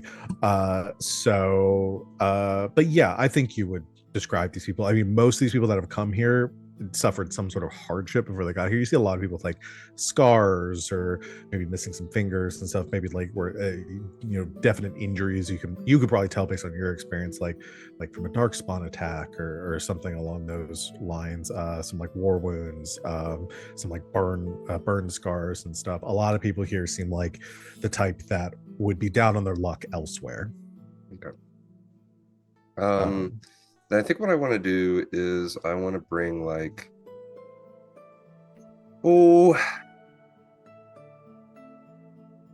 Ziggy doesn't have, I don't have anywhere on my sheet any actual cash for Ziggy. Sid, do we have enough that I could take like 5 gold? It's an obscene amount of money. But I forget how much enough? Well, I know we have. I will personally hand you $5. We But it's not we $5. have Gold is money. like $500 or but- it's like, Do you want to know what's in the party funds still, Yeah, I even forget. after It's been a all of while. our purchases? yeah. 57,140 silver pieces. Okay. Yeah, Yeah. so you have enough. 5 gold would be 500 silver. Let me take, I will give you 500 silver. I want to. I will personally give you 500 silver, as personally Yasmera has 32,000. Cool. That works. So here's what I'd like to do. Ziggy has the first level of the carousing talent, which makes him very good at drinking games, and I was hoping to get a chance to do that at the casino, but I'd really like to get a chance to use that. So what I'm thinking is, he's going to win a drinking game. He's going to win several drinking games. So I'd like to go to a table and of some fun-loving looking types and challenge them to a friendly drinking game with a wage of like a single copper or something, just to make it interesting. Like people don't like to play poker for just chips. You got to put $5 in to make it interesting. So get some drinking games going. Challenge like all 3 of them versus me. Like they each take a drink, I take 3 drinks. You know what I mean? Yeah. And the winner keeps the pot. But I'm really just doing that to get them drunk so that their lips are loose and they're more likely to talk about anything. And I'll do that a couple of times. Now, the reason I want to bring the 5 gold is because after talking to them for a while, I want to try to sneak a coin into each of their like pockets.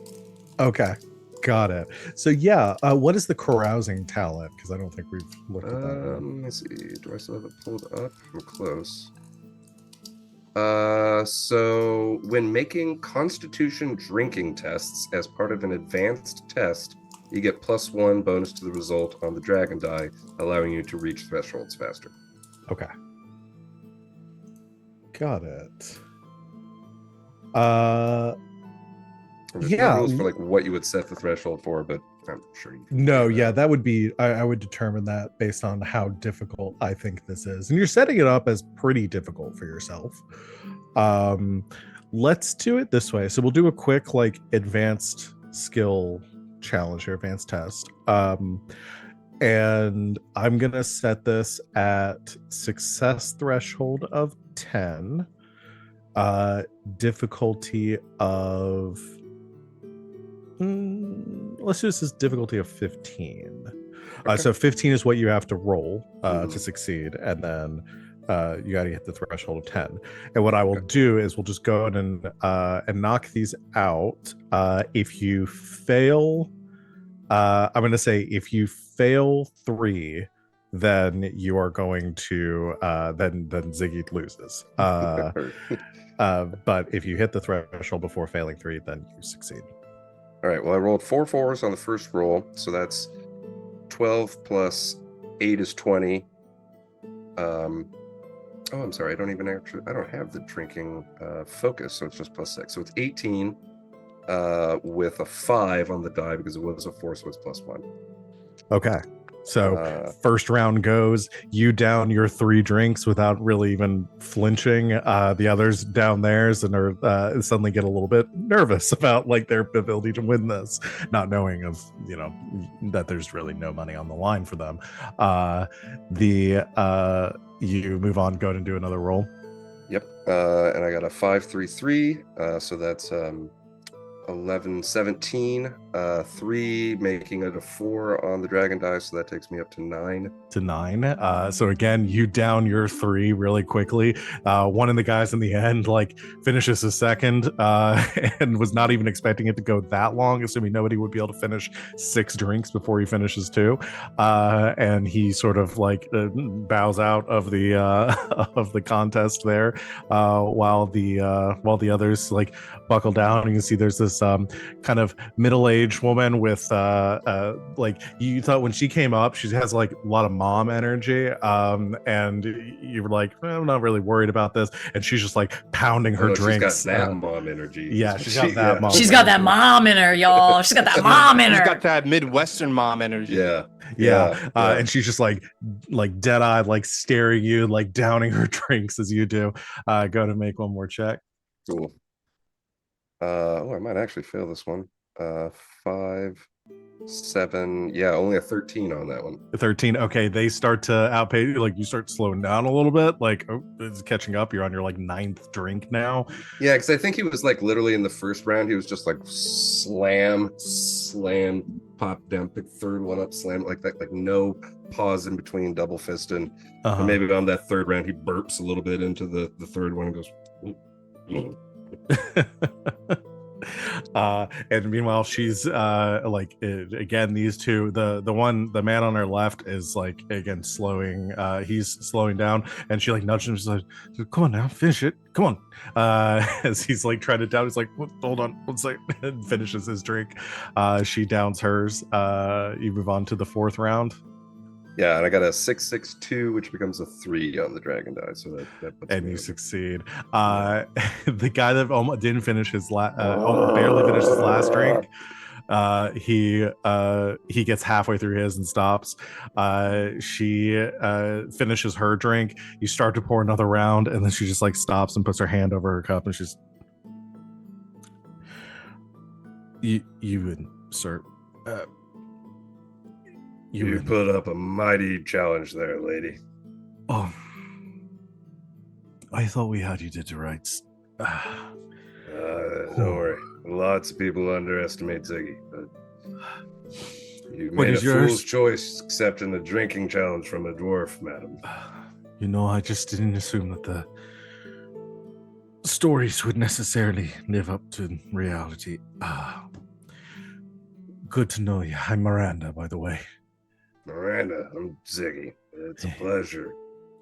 Please, stick around a while. Oh, are you all right? We're good. Can we get some bread over here?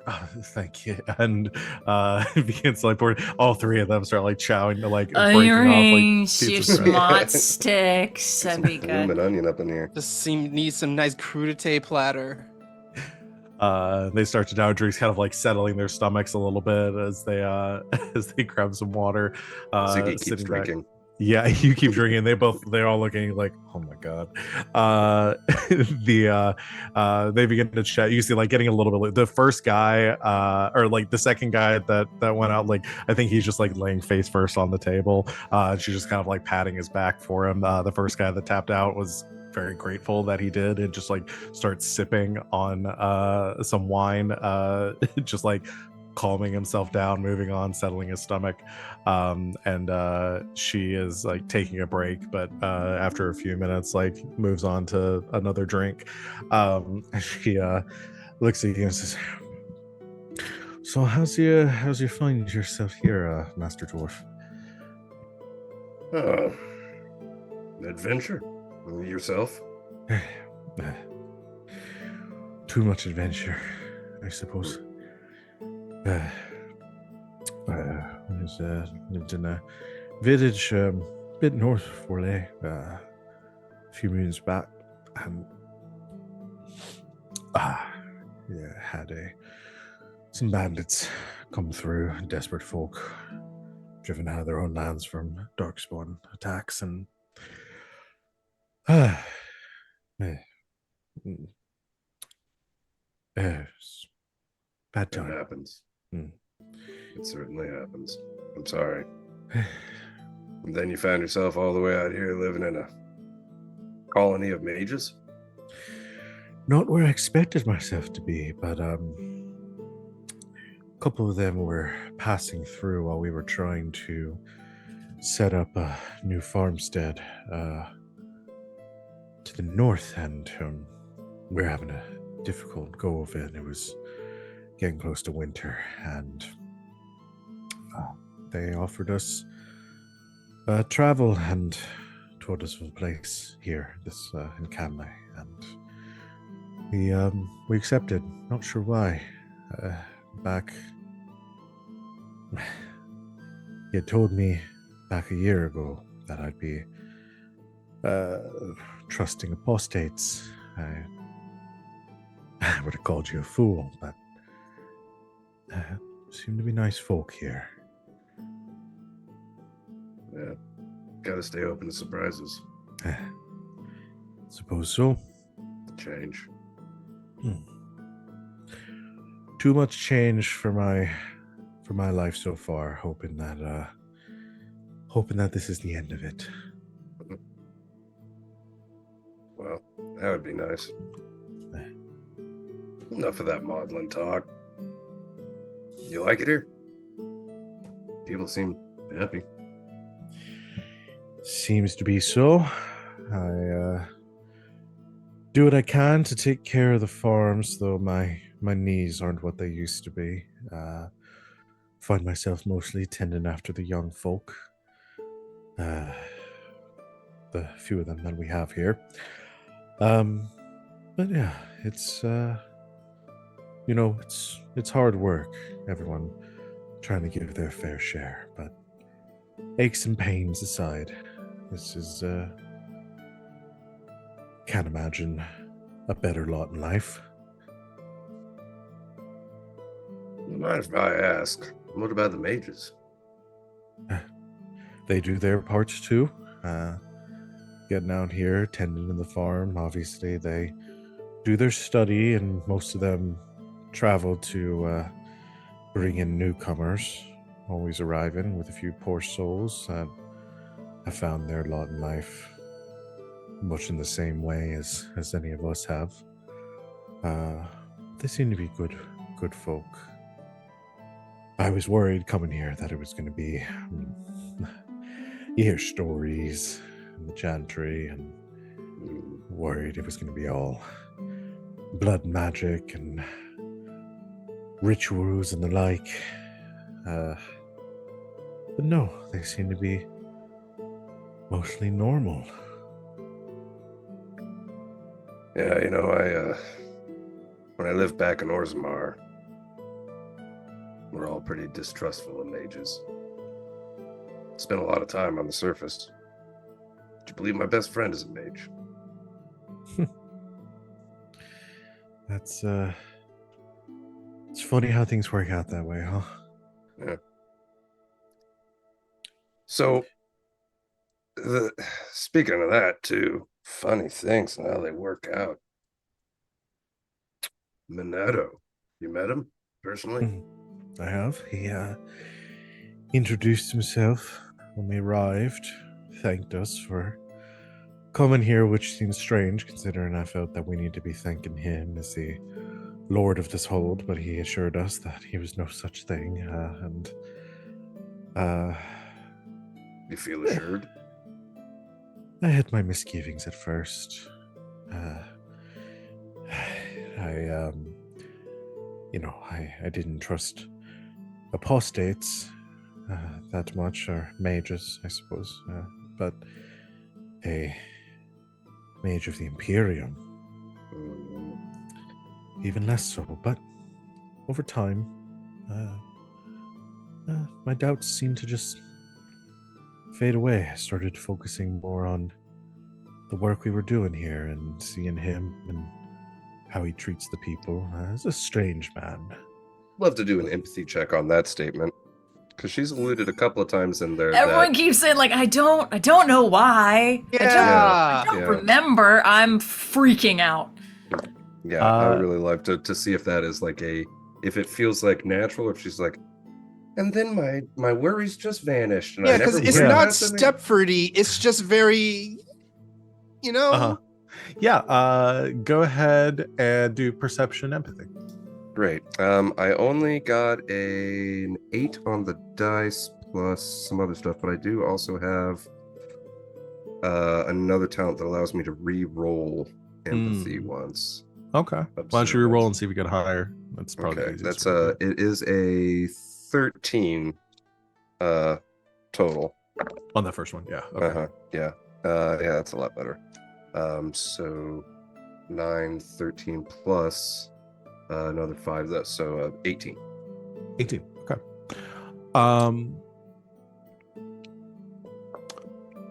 So first off, she seems genuine in that, like, she's not being coy or I mean, she's pretty drunk right now, so you imagine it'd be hard for her to really fabricate a story. So everything you're telling, like, you're getting a sense of like she seems very genuine in everything she's saying.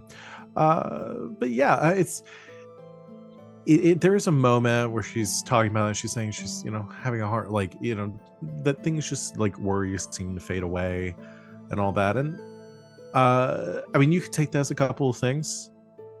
Maybe it's genuine. This place is just as good as it seems. But you imagine somebody with that. She's talked a lot about her distrust of mages and all of that. And I think Ziggy has lived long enough and been experienced enough that people don't tend to just get over that immediately. Like, that would be something that would hang around. And based on what she's telling you, she's been here for maybe half a year. Yeah. So that's either Minetto makes quite the impression, or maybe there's something going on here. Okay.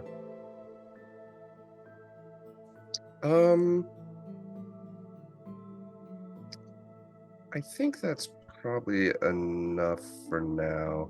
Although I will say, I think Ziggy is fond of her. What was her name again? Miranda.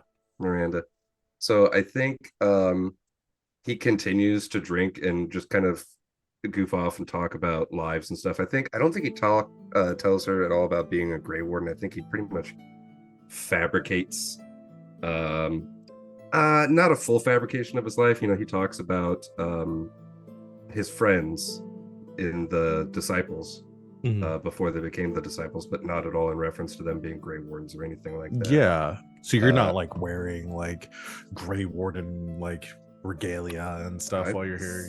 I threw my amulet away. That's right, you did throw your amulet away. Yeah, I forgot about that. As far as Ziggy's concerned, he's not a warden anymore. Yeah, and did a real black wall on us. Yeah. I would love the idea. I've always kind of thought of Ziggy as being a little bit asexual, but I think that even he gets drunk enough with her that I imagine there's like, a bunch of scenes of them like having a little bit of chatting. Then like way later in the evening when most people have left, they're just kind of like grossly making out on a hay bale. Yeah. She got that mom in her. Hey. Yeah. Say Ziggy's about to have that mom in him. Hey, there it is. Yo, wait. Hey, yo. So I think she makes the first move too. She's like, yeah, he's hot. He's and he's Ziggy's so gruff. surprised by that, and he's like, "Fuck, I'm gonna die soon. Let's go." Let the old man get some before he dies. Hell yeah! That's So- I'm late. here for this. Can we cut to the rest of the group showing up the bar? Like, Yeah. it's not as crowded as it was before. It's tapered off. Maybe half the people that had it, it's bigger. Like, most of you, like, Yas was late studying. Garas was running around with Jasper. Venehn was talking with Felrin and the clan and stuff. Venenn's So the first one there, right? yeah, and so you arrive, and it's like nothing new here. Okay, everything's new. And you just see like, oh man, some PDA over there in the corner. And then like you turn back and you realize, is that Ziggy? I stop Garrus as he's walking through the door. Garas is Full about to clothesline. walk in like, oh, hey, okay.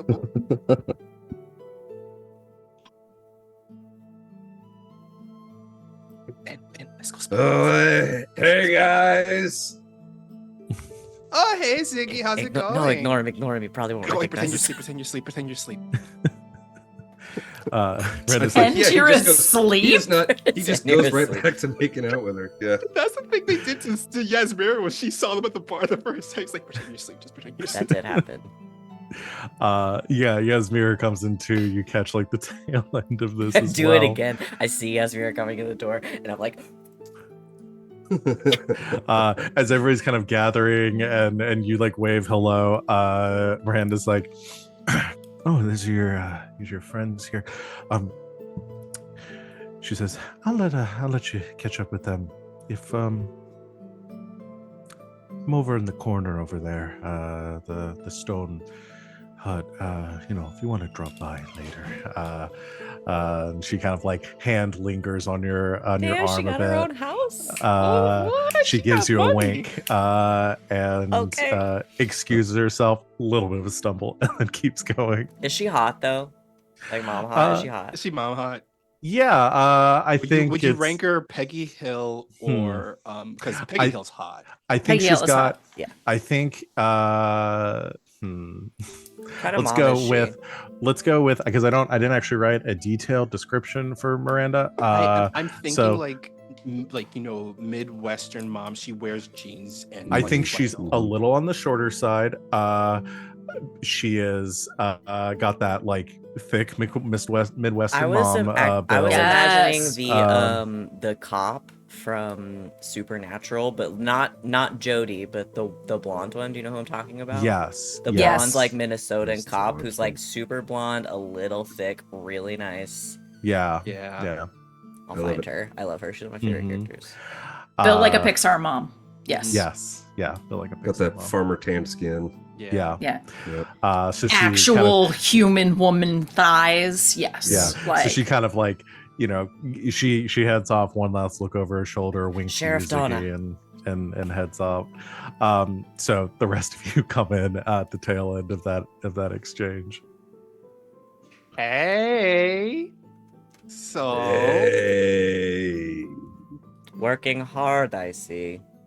It was a deep reconnaissance mission. I discovered some intel.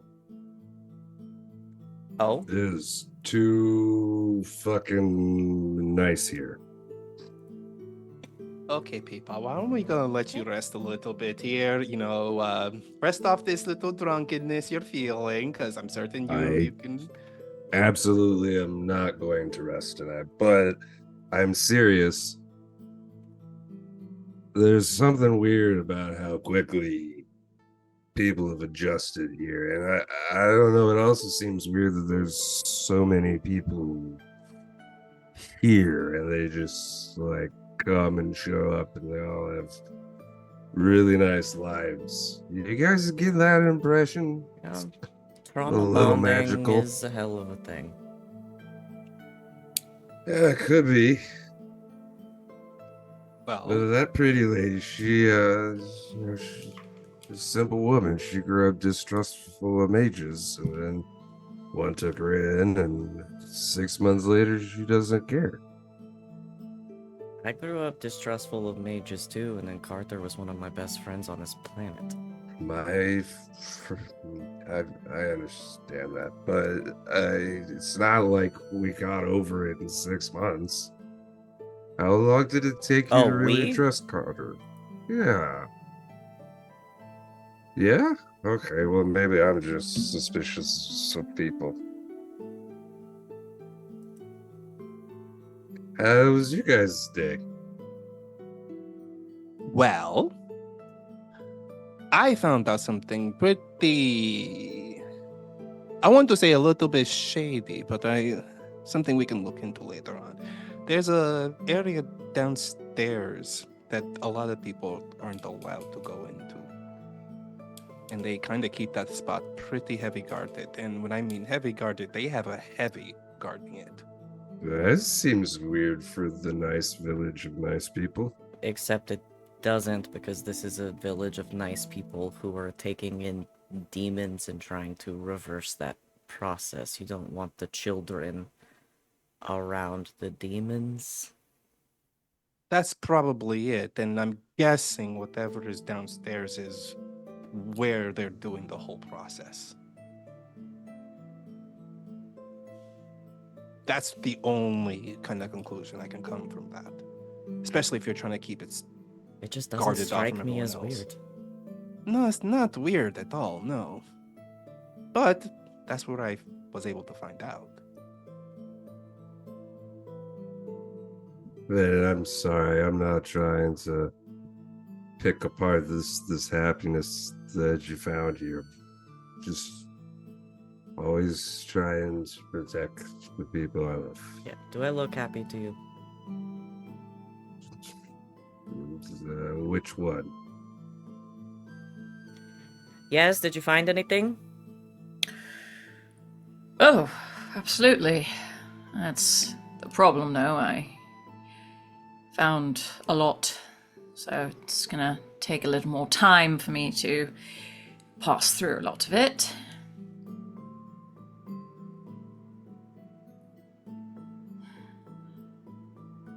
Okay.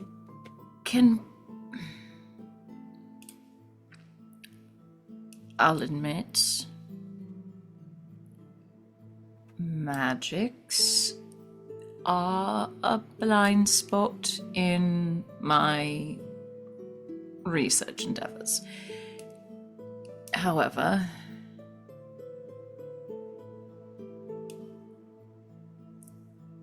this head mage fellow did mention that bits of this cure involved, well, frankly, blood magic. Can blood magic also affect a person's mind and memories?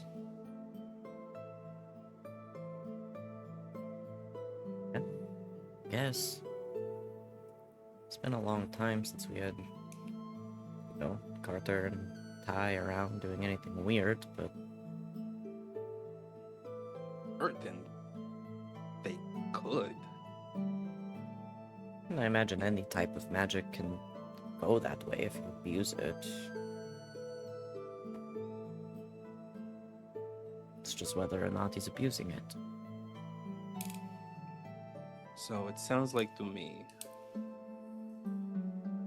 that so far it's looking like everything's on the up and up here.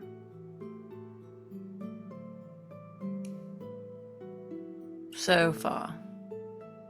Yes. And I don't want to sound like I'm trying to dismiss it out of hand. I just, for some of this, there is a pretty normal explanation.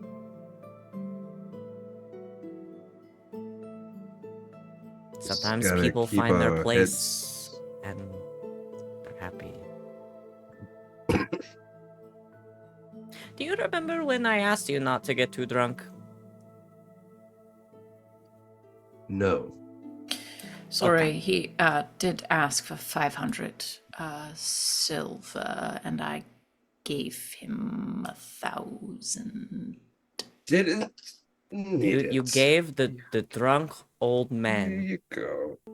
the depressed Hey. drunk old man 10 gold. with knee problems, Hey. 1,000 silver.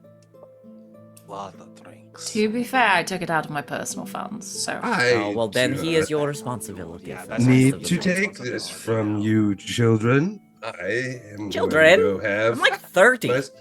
and I'm not an old man. I'm a virile. Nope. Gonna go have relations. Stands up, falls straight No, you are onto not. his face, and No, you are fully not. snoring. Okay. Okay. Oh no, wake him up. I want him to get laid. Smack him around a little bit, give him a No. coffee, send him Not off. in that state. Come on. No. He needs some recovery. Just let Peepaw. There will be time for that. I mean, seriously though, like, Maybe she wants to cuddle. maybe she does want to cuddle. Maybe just have like a nice cuddle time. There you go. Just prop the mud-covered snoring Ziggy outside of her door, knock, and run away. That's exactly the kind of prank we would do. That's a Yeah, literal that is. ding dong ditch. We ditch you after we ring the bell. I steal an apron from the tavern that says "Kiss the Cook" and I put it on Ziggy. Yeah, And then we they leave it definitely have there. those. Leave him there. I don't want to sound like I'm just like dismissing everything out of hand. Like I do want to look into things. No, I agree. We have to look into things, but at the same time, it's like Yeah, but are we too stupid to be looking into this? How dare you? No, not I mean- not you, but like I mean, yes, like I mean, even your magical knowledge is limited because you can't practice. Like, and Garas is stupid. I am stupid. I Like take really stupid. I take full admittance to this. I am not smart. Usually, when we have these questions, we would ask Carter. So maybe we should ask Carter. It's been a long time since we've seen Carter. Has been. But I think a situation like this, a primary witness is the best person to talk to. I got a description of sort of what happens from Felren. And he seems normal. No, I haven't seen him in a long time, but I spent 18 years of my life with that guy. Well, someone did say something to me that made me quirk my head. I was talking to Jasper, that little kid. He tells me he's pretty cool with Carter. And Carter talks a lot. I mean, from what the kid has been saying is that Carter's been a chatterbox ever since he got here. Well, I mean, I had the thought that they brought him back. Maybe it has something to do with the fact that he was tranquil before. Maybe. If he's getting reconnected to the Fade or whatever, maybe this is like what he was before. The one that Eckert knew. And I feel like we owe it to ourselves even more so to talk to this Carter. Not this Carter, but just Carter. Maybe that's the real Carter. Yeah. Not real, but the one before. I don't know. I think it's worth.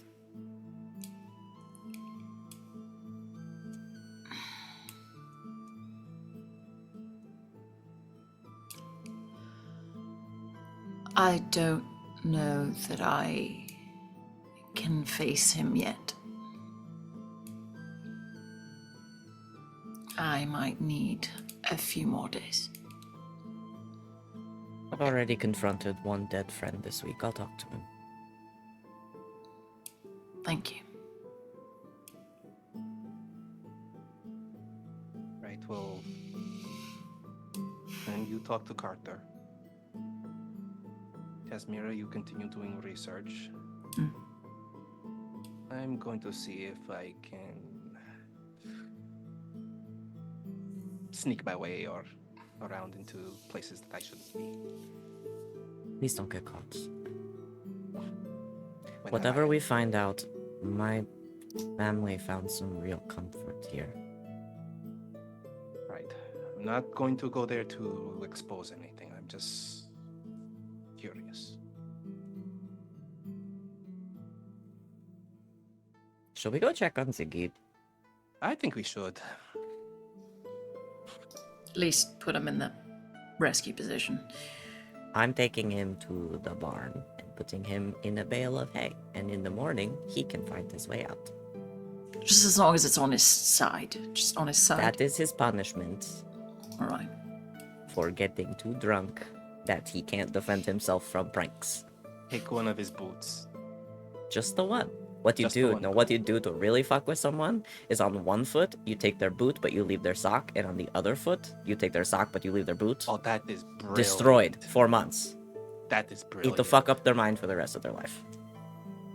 That is brilliant. You know what? We should just do that. I'm still Just putting him in the haystack. Okay, we can put them in the haystack. Yeah, but I'm willing. Yaz, you have to help. You're the strongest when Ziggy's Ja- not here. Jas is on his side. He's got to be on his side. We're not gonna let him die. No, we're just going to take his boot and put him in a hay bale. And his sock. But the And other his sock.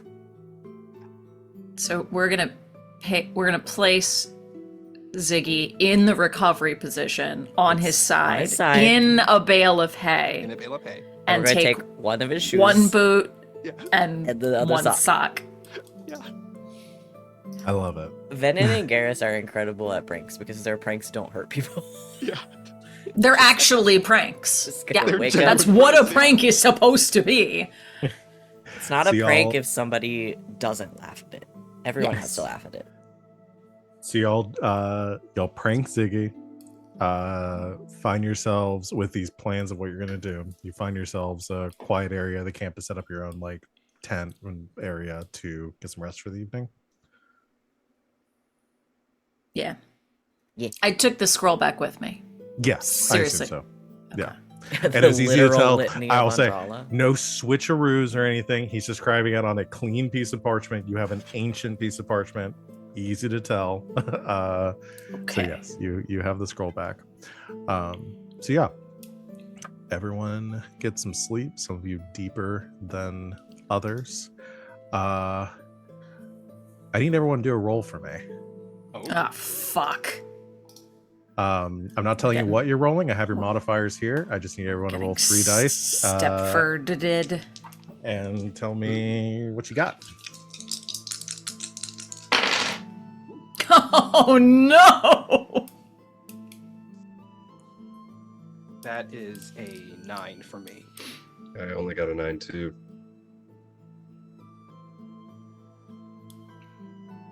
Six. Okay. Please, Venehn, please, Uh, please, Venehn, 15 save with 3 stump points. Whew. Use a tower will. Tower will. 3, 2, and a 1. I rolled 6, 6, 3. Okay.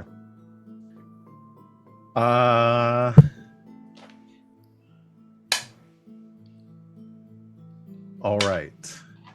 Venehn, I would like you to make a second roll for me. Okay. I need you to roll a perception hearing test.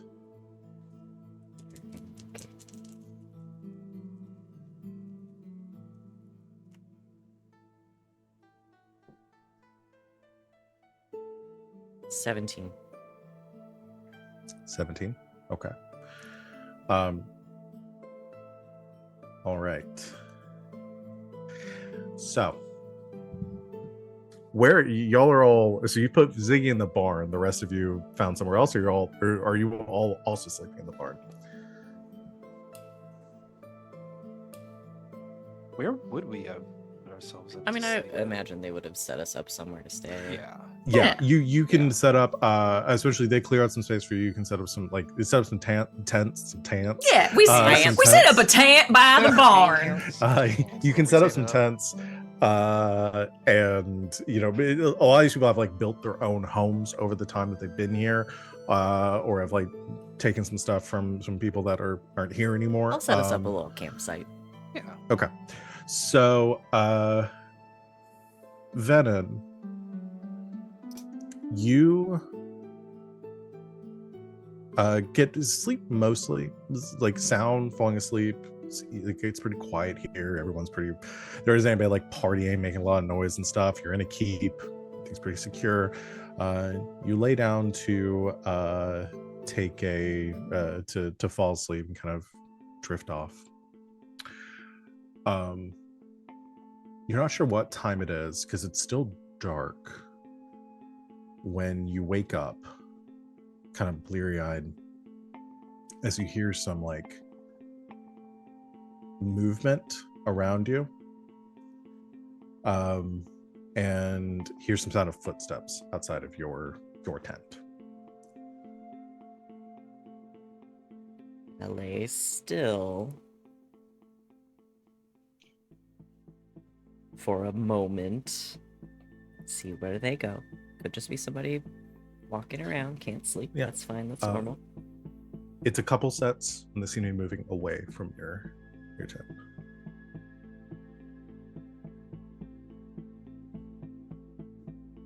Quick sweep. Does anything in the tent look weird?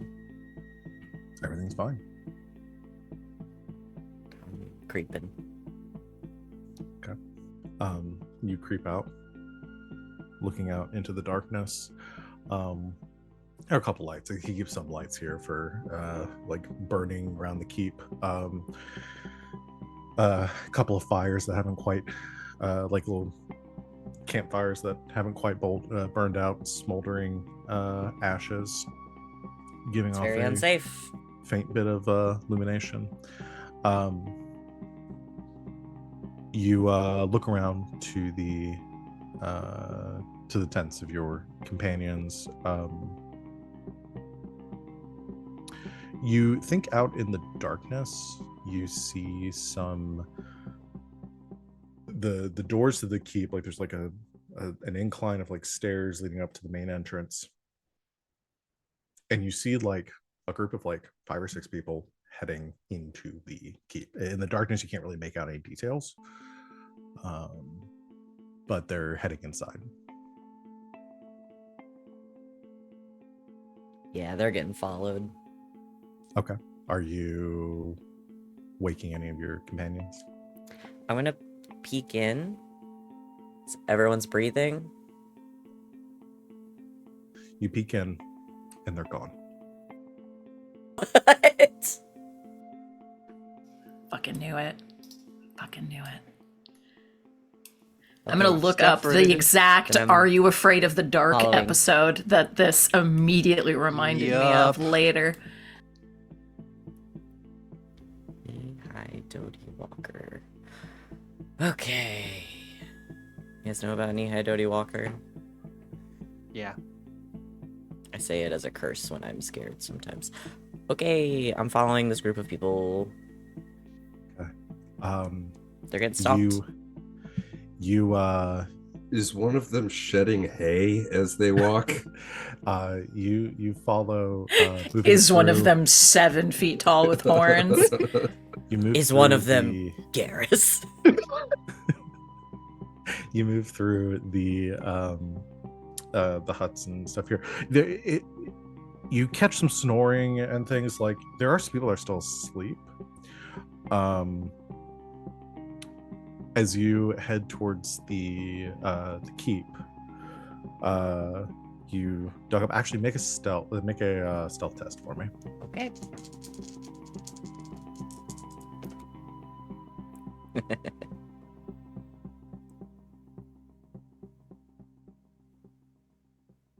$24. 24. I'm the knight. You creep silently, avoiding any exposed flames, avoiding any light towards the entrance of the keep. As you I'm putting duck out the around. embers as I go. Like, this is extremely unsafe. As you duck around looking inside, you see a group of people, about 30 in total, that are walking down or heading down the stairs, the passage that Garas saw earlier, heading down that way. Near the back of the group, you see Garas, Yasmera, and a hay-covered Ziggy walking along behind them.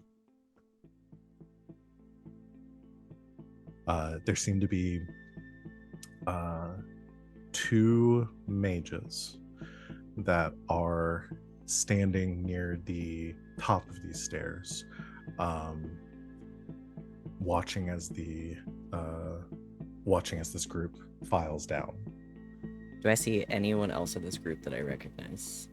Yeah, you definitely do. You see a couple members of your clan. You see, I'll say Miranda's in there too.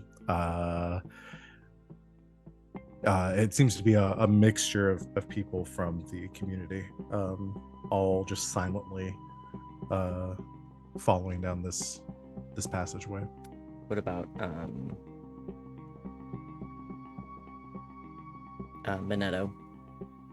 You do not see Minetto. The two mages at the top of the stairs are, again, very quietly. They're not talking to anybody. They're kind of silently standing there as the group kind of files down. You see, I don't know if you would recognize either one of them. Two of the mages that were in the library earlier. I don't think you would have caught either one of their names. But yeah, I mean, you see a bunch of people from the community that you saw like at the bar and kind of around throughout the day. Elves, humans, all heading down the steps.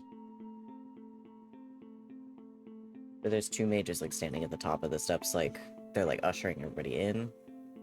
I think you get the impression they seem to be on guard.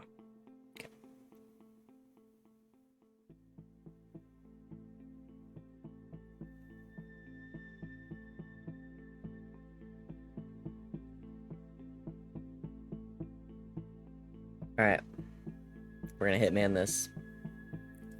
I go like I'm very sneaky, so quiet. Got my hood pulled up, like the old days. I'm gonna I want to break off a little bit where I can still see them, sort of like going downstairs. I'm gonna find like some pebbles. Start throw, throw a pebble like across, so if like I'm facing the door, I'm like over here and I'm throwing them this way. Okay, you're trying to create a distraction so Yeah. that the mages guarding the door Yeah. go elsewhere. Going Okay. full Assassin's Creed. Yeah. Just whistle from the bushes. Let's do a. Let's see. Where's the rock throwing focus? I think it'd be Ledger Domain, using sleight of hand to trick others. I don't have that, but I imagine it's under dexterity. It is under It dexterity. is. Yeah. Okay. I'm good at that, at least. Does my, like, crazy bow proficiency help me at all? They are projectiles. I can say you take a minor action to aim. Yeah. Aim. Fire. Counts. It counts. Okay. It's 19. Okay. 19, you throw the rock across the hall. It kind of clatters against a door on the far side, making a bit of a ruckus, like that is heard over the footsteps of the people shuffling down the stairs.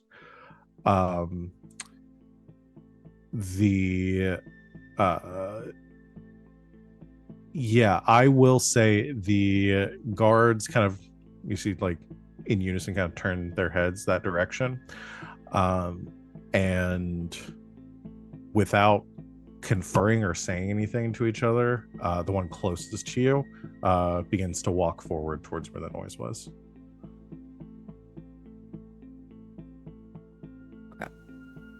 How is everyone like through the door, or are we still kind of filing? I think in? most of them are. It's just like the last few in the back haven't quite made it down the. And again, it's not really like a door. It's more like a passageway to a staircase. Right. Like, Okay. yeah, pretty wide, like about 10 feet across. Okay. As the last couple of people file in, hold on, I have two ideas.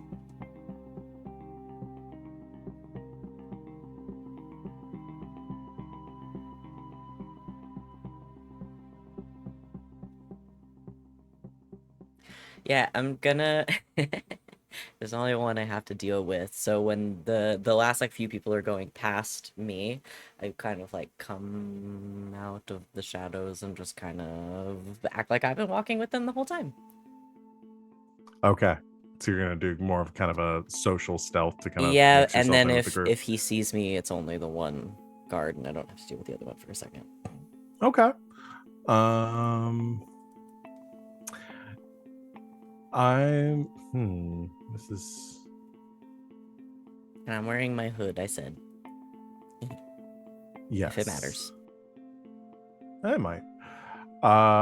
So this kind of almost seems like a deception situation. Sure.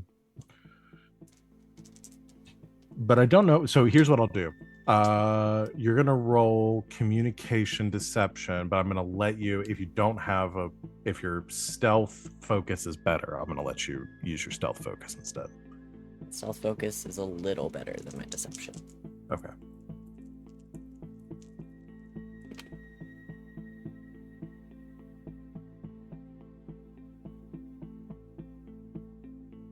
$20.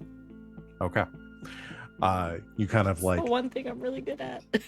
you kind of fold yourself into this group, beginning as this mage kind of walks off, moves about halfway across the room, stops, and then kind of like pauses and turns back, and you use that opening to kind of like mix yourself in with the group. Begins to wander their way down again quietly down the staircase. Everyone's got kind of like a 1,000-yard stare right now as they're heading down the steps. You hit the bottom of the steps. This area kind of branches off in a couple of directions. They head off to the right. I assume you're following along with them. Unless I see my friends going somewhere else, then yeah. No, yeah, you can see Yasmera's horns over the group. That's my like, it's my tracking beacon. Yeah. North Star. You follow around, and you see the group heads off to the right, kind of follows a passageway for a bit. You begin to hear some noise up ahead. It sounds like you hear just like cling, cling, cling, cling, but like a couple like in unison. And as you round the corner, there are a set of doors that are kept like double doors, about 10, 15 feet across, wide open right now, leading into a section underground that seems different, like it kind of like into another room, which matters some sort of undercroft, another structure, but the walls are broken away and it seems to go in further deeper. And you see architecture to it beyond where like this wall was broken out. This like smooth kind of like curling architecture, this like engravings through. Again, it seems to be like they broke through a wall at some point and this was beyond it. Another structure underneath. I'm gonna have you make a cunning cultural lore, and I'm going to give you a +2 additional bonus on top of it. Oh, Still not gonna be very good. and it's just gonna look okay. I have no idea. Oh no. 9. Okay. He's stupid, okay? It's Elven, but you don't know the origins. The Dragon Age origins. Mhm. You see now that this group is made, and you kind of like stop as some of the members of this group have stopped, including yours. Some of them branch off and head inside while the others remain out. And you can see groups of people, again, silently lifting pieces of rock, which they are taking out from that passageway and setting down in this room. And you watch as, like, in line, members will go up, pick those up, and begin to move upstairs. And you're watching as you kind of piece stuff together, it seems like some of the members here are inside this tunnel and seem to be excavating something, while the rest are out here and taking the materials and leaving with them. Well, I gotta get in the tunnel, Okay. obviously. I'm creeping. All right. You creep. You follow the group. So your companions are outside the tunnel, and they're kind of beginning. You watch as Ziggy like bends down and picks up a big piece of stone and begins to That's carry okay. it They can out. carry rocks. As they begin to carry these materials out, you follow the group going in. Yep.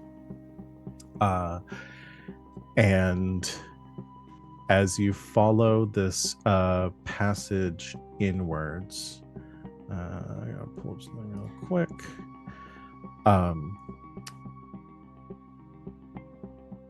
There is you see that it seems like a lot of this has already been excavated, like they've been working on it for a long time. You head into these elven architecture. Like the one thing you can tell is it's elven. These runes here are old. A lot of them have like fallen apart in places. They've cleared out the rubble. The architecture seems to have like broken away. But you head into this chamber here that seems to be some sort of like there's this platform. The walls that have been cleared away that are still in piece like have these engravings across them. You definitely like there's something about this familiar. You're not sure what it is. Like the engravings here are elven, and you can almost place like connection to some sort of like ancient Dalish like deity. Like this is, it's definitely more of like a temple vibe, but you can't place like who this is dedicated to. You reach the end of the hall where people are excavating, and you can see some of them have like sledgehammers and pickaxes and are trying to break apart these big chunks of rubble and are clearing them out. And the group that you're at kind of fans out and disperses and begins to like, one of them will walk over and like silently take the like the hammer from one of the others, begin to work at as that one kind of like rotates out, and they're kind of like rotating in and out like silently with each other. Yeah, Minetto's nowhere to be found. As you are kind of working amongst all this, you see a near the edges of the room, as you kind of reach this current like excavation point they're working on. It seems to be clearing out like a passage or a tunnel of some kind. Looks like they've done most of the work, but there's still like a good amount of rubble here. As you reach the end of it, kind of like you begin to work in, like grabbing a hammer and begin to like do the same thing, like mirroring the actions that you see the others doing.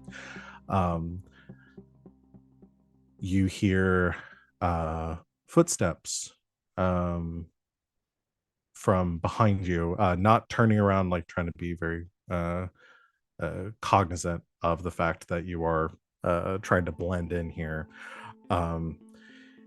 Kind of silently coming up beside you and moving up towards the wall, you see the tall form of Minetto, wearing the similar robes they did before. He moves up to an area that they're excavating. He kind of like waves his hand to the side, and you see the workers that are there kind of silently move off to the side and stop moving. And he moves up to it, kind of inspects it for a bit, like places his hand on the wall, says he's thinking for a moment, gives a nod. They return back and start excavating, and he kind of like seems to be surveying the work around here. It seemed like he's gonna like do this quickly and leave, or he seems like he's he kind of comes in, he does this for about like a few minutes or so, looking around, inspecting different areas, nodding to himself, and then he heads back out of the hall. Okay. I'm gonna follow him out. Okay. And try to catch him when he's sort of on his own, getting ready to leave from down here. Okay. He heads back down the hall, out of the room that they're like kind of just loading, like staging area. You see like Ziggy returning and going to pick up another rock, then leaving. He kind of moves past you've kind of like rotated now, kind of moving with in step with a few others back into this room. And he seems to continue out, like he's heading back up the stairs. I'm gonna catch him on the stairs before he gets to the guards. Okay, what do you do? I walk up behind him very quietly, and I say, "Tell me what is going on here, or all the magic in the world will not prevent your death." He turns back to face you. You can see a little bit of surprise on his face. He says,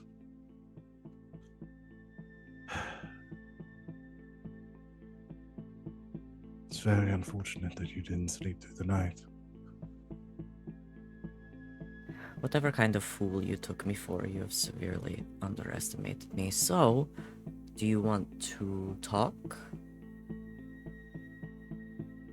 Or do you want to handle this a different way?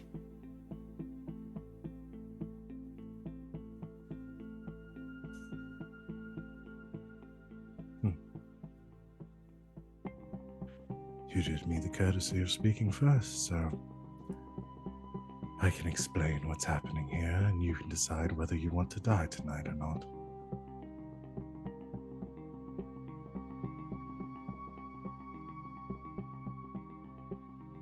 By all means. Talk.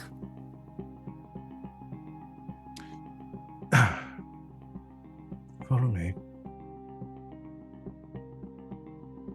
And he continues walking up the steps. I will follow. All right. As Venehn follows, This motherfucker's about to get Lady Richelieu. as you follow Minetto up the steps, we will go ahead and end our session here for Fucker. Love it. Don't I do mind love control the guys and think you're just gonna get out of this like without a death threat. That does not happen. No, this was absolutely perfect. Mm-hmm. Gotta say, not necessarily what I expected, that you would immediately kind of reveal things here, but I am interested to see where this goes. You also had to roll incredibly high to succeed on that, so that's I think it's perfect that Venehn's one that succeeded. Yeah. All of us got knocked out and Venehn was up. That was great. Yeah. This is perfect. Yep. Yeah, I had all of your wisdom self-discipline modifiers. Oh, yeah. In case y'all Nope. Yeah, I think In I'm case y'all getting pretty good at succeeded. that. Mine is a plus 7. Mine's only a plus 5. 5 Mine willpower, is- 2 I self-discipline, have, baby. No self-discipline. Venehn I will said, say- "I'm never getting poisoned again." Venehn rolled exactly what you needed to succeed. Damn. Dang. So Well, I think Well- I have proven that these dice can fail. yeah. 3, Did you 2, roll 1. a 6 on that die though? No, I rolled a Okay. 3, a 2, and it was a 2 on the Van dice. It was a All 3, right. 2, 1. They get a stay of execution then. Excellent. All right. Well, we're getting up on time, and it's too much for me to do another lore drop tonight. So let's go ahead and call our session there. Y'all want to do some stars and wishes? Yes, I can go first. My star goes to drunk Ziggy. I Which had so just, much fun playing drunk Ziggy. I was hoping. he was great. He was just great. And drunk Miranda. Oh yeah. When we And were two- talking about missing Carter and Ziggy said we, Venehn almost lost it. Almost completely lost it on that old man. Now, there was a moment at that I read like Carter for a second. I was like, that's interesting. There, I was like, oh no. Talking about Oh god, I just forgot his name. Oh, I'm talking about yeah, me too. What the hell? How did I just forget my like main antagonist's name? The architect. No. No, Does it start with- Reyes? Reyes. Oh Yeah. yeah. Ray. Yeah, my little ray of sunshine. That's right. Yeah. You both just said, "Oh yeah," and then didn't give us any other details. Well, you're referencing when I said my best friend is a mage, right? Val, was that what you were? Yeah, referencing? it took us more than 6 months was the Yeah, line, you're talking I about think. that, and you're talking about my best friend as a mage and stuff. It took when you said that my best friend is a mage thing when you were talking to Miranda, it like that for a second was like, what was he talking? I was like, oh, he's talking about Reyes, and then yeah, you're talking about the 6 Yeah, months no, thing. I was but like, when Venehn was talking about like Carter having died and everything, and Ziggy was like, "Bro, like, but yeah, we all miss him or whatever." I was like, "You don't fucking know him. You barely. I will snap Yeah. your fucking dwarf neck." and that's I think was perfect though because drunk Ziggy wasn't talking about Oh Carter, no, was yeah, talking yeah, about 100%. Reyes, but everybody else was talking about Carter, so I think that's perfect. I loved that. Yeah. Anyway, it wasn't my star, but I had to chime in there. Yeah, it was so good. My wish.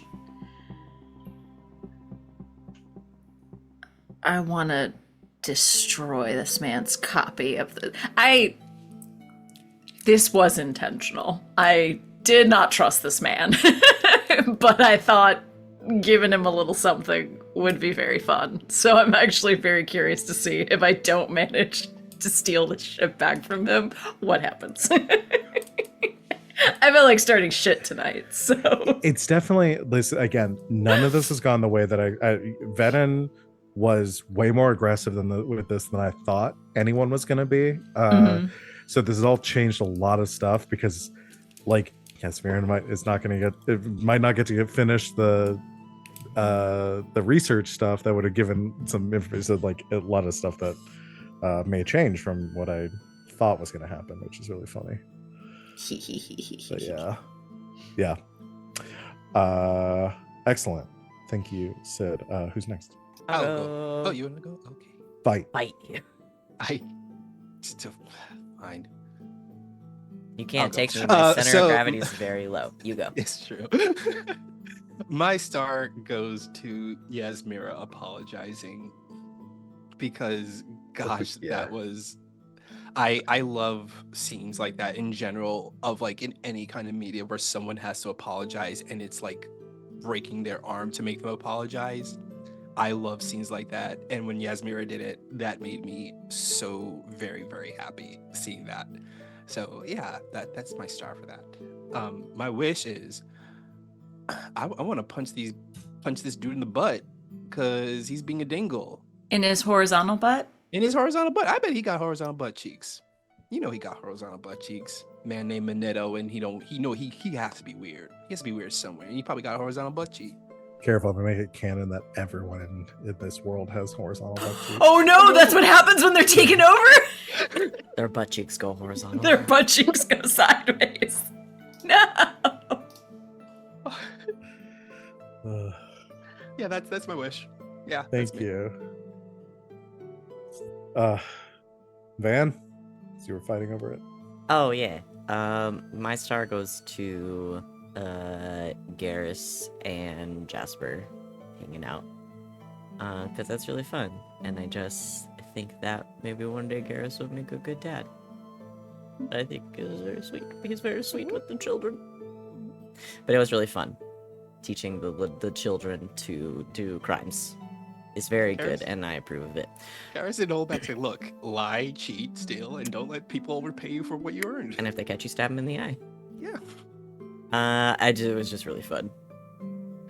My wish was gonna be I want to talk to this guy one-on-one, but I have given myself my wish. Yes, you have. Still my wish. Wish All right. achieved. I'll do the Wish wish that too. I do when I don't have another wish, and it's that I'm gonna find that fucking wyvern again. Yeah, I've had that thought. Recruit that guy for whatever I'm gonna get that the wyvern. ultimate shit. We'll get Yeah, that That's wyvern. gonna be my friend. It's Miranda. She's got that wyvern in her. Oh shit. Miranda! Incredible. All right, let me wrap this up then. My star. I also want to give a star to Garas for the interaction with Jasper, because it really does, like, I know you mentioned that in your description that Garas has started to grow out a little bit of a pencil mustache, and I just imagine that he's really starting to turn into kind of his dad, and I think it's really, really great. And I hope Garas gets. I mean, I know he's a warden, but you can always adopt a kid. Have a lot of little Garai running around. And as for my wish, yeah, I'd like to keep Miranda around for a little while. Maybe after we blow this place up, send her back to Valrayo. She can join us in the city or something. I don't know. I don't know that we're gonna have to blow it up though, because the ultimate goal, right, was to reforge the broken circle. Yeah.